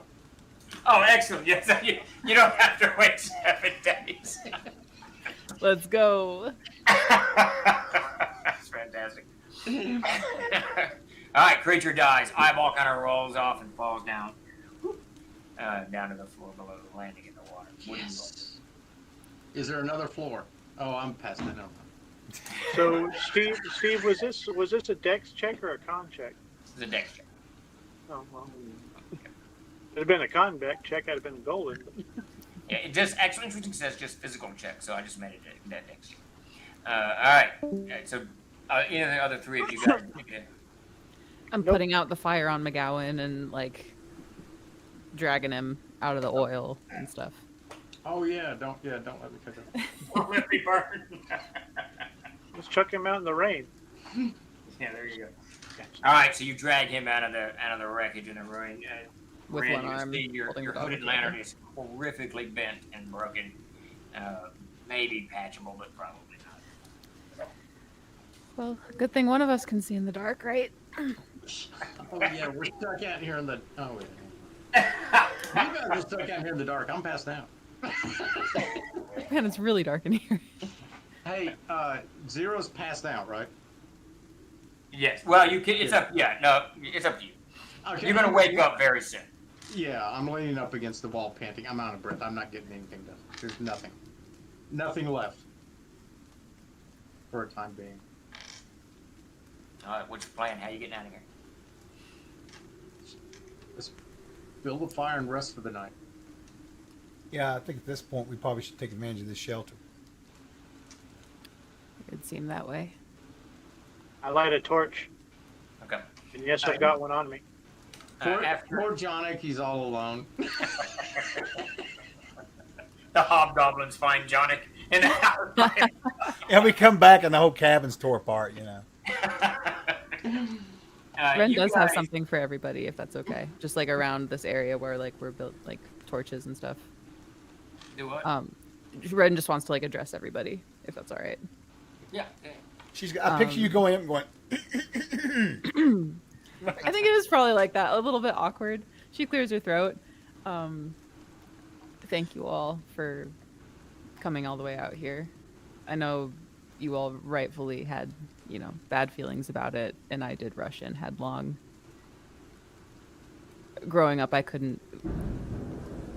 we were not to interfere with anything, and now that I can do something about situations like this little guy, it's really hard not to. Thank you for making sure that I and he got out of this safely. It was really cool of you three. Thank you. The dog better be worth it. What kind of dog is Look it? at him, he's worth it. He's a mutt. Look how handsome. Wait, I have a prop. You have a prop. He's just a mutt.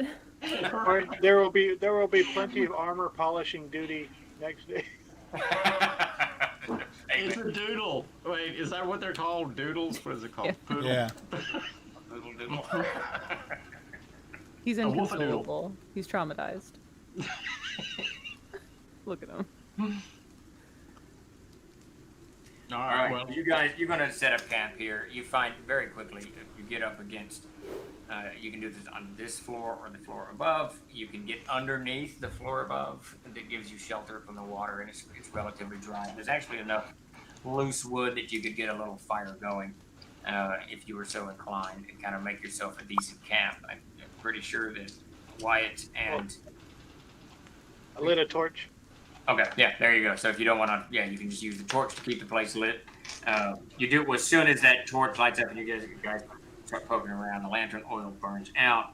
You can see there's a few bones kind of scattered around, a little bit of clothing here and there. But you see a small, amongst the bones, you can see this one small leather sack. You can see the shiny armband, it looks like, laying there, and then a brass bowl that's leaning up against the wall. Brass ball is about a foot diameter. A brass ball. I like how you just casually interject that in there. What kind of... It's a brass bowl. A bowl. I was thinking like a sphere or something. I was like, oh yeah. It's a hookah, dude. It's a hookah. Pass it around. oh my God.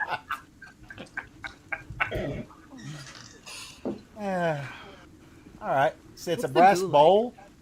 A brass bowl. Is it covered in like grime and dirt?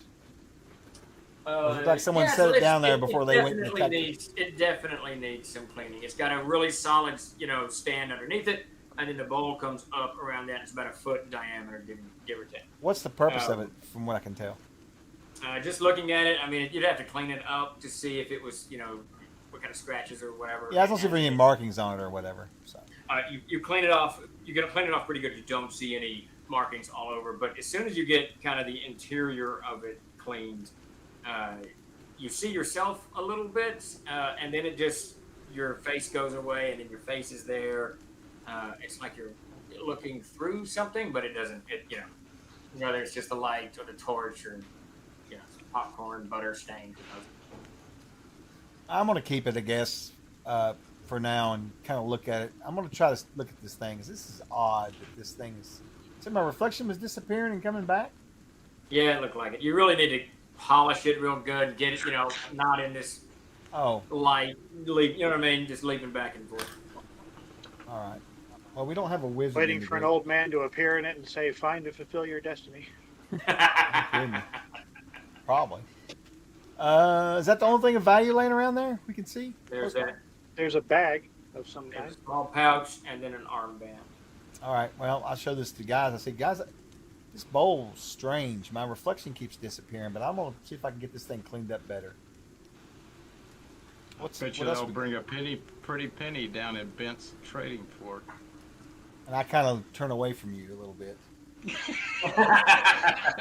I've realized that the barbarian we have is truly Conan the Rogue. A thief or rogue. Right, exactly. Take a look. Yeah, no, go ahead. I figure we should go through all this stuff, right? Yeah. She's gonna meditate upon the bowl. Okay. All right. So she's just done. Are you gonna get the other stuff, the little band or the bag? Or are you just leaving it where you do? Yeah, we'll go through it. There's a small bag. Small bag has 80 gold pieces and mixed coin in it. A little bit of silver, a little bit of gold, a little bit of platinum, and clearly was somebody's, traveling pouch at some point. And the armband is brass, but it's got a very, very small topaz set into the armband itself. Probably worth 10, 15 gold pieces. Somewhere around there. Or you can wear it. And then A slightly more profitable trip than perhaps anticipated.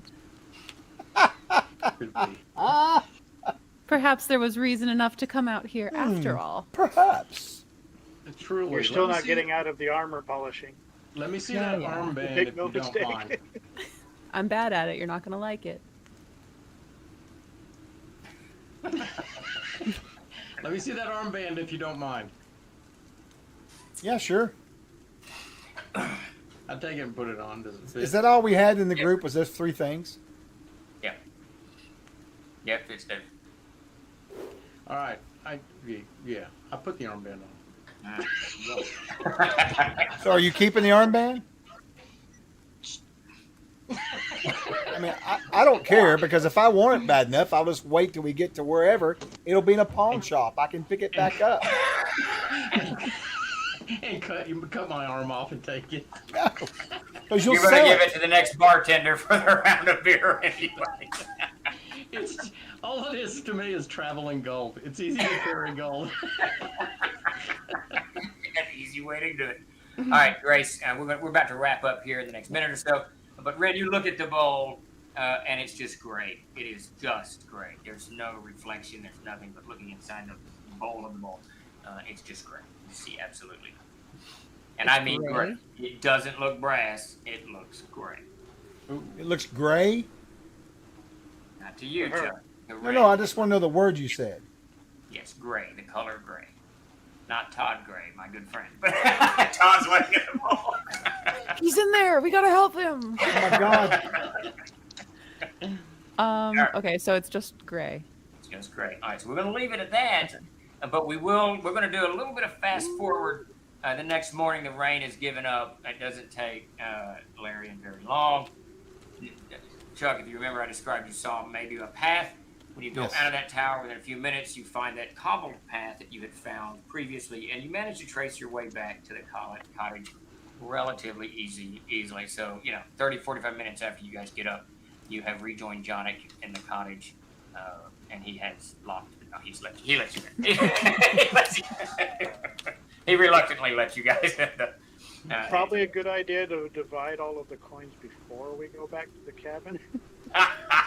Johnny, yes. I assume we were going to just keep it even, since we're going to be flowing in and out with people. Sure.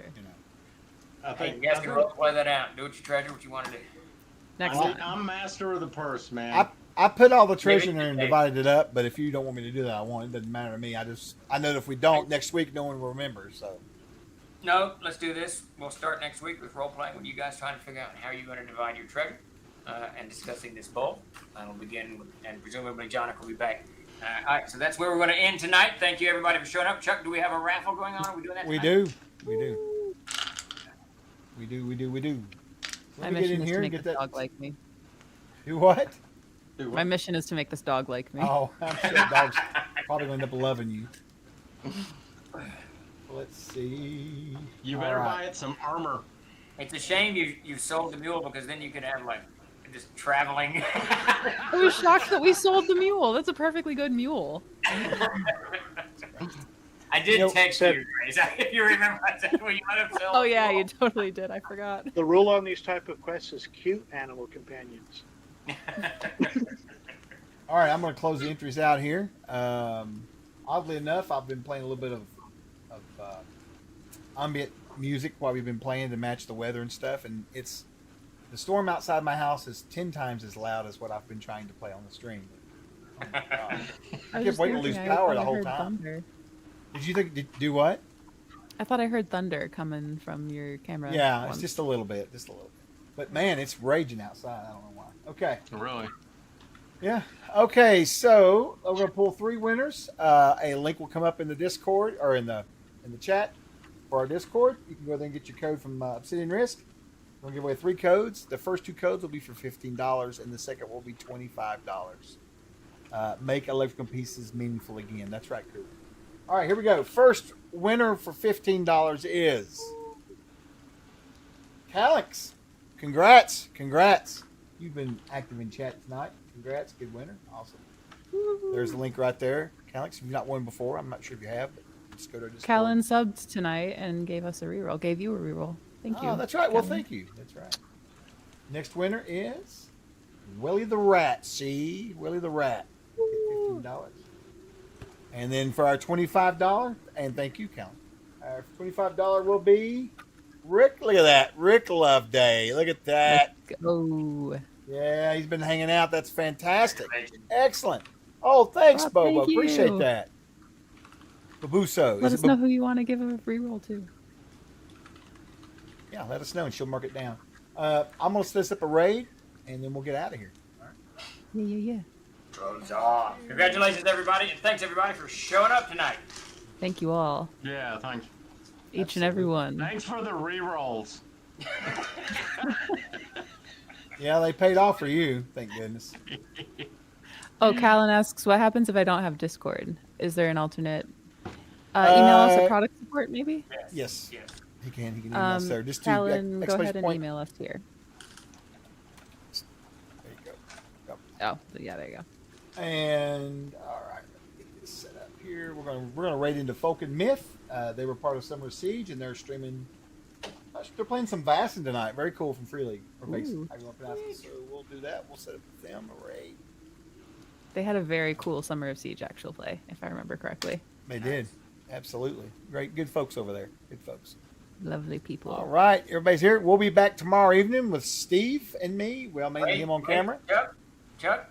No, we will not be here tomorrow night. That's right. I've got something I've got to do tomorrow. So we will have no stream tomorrow night.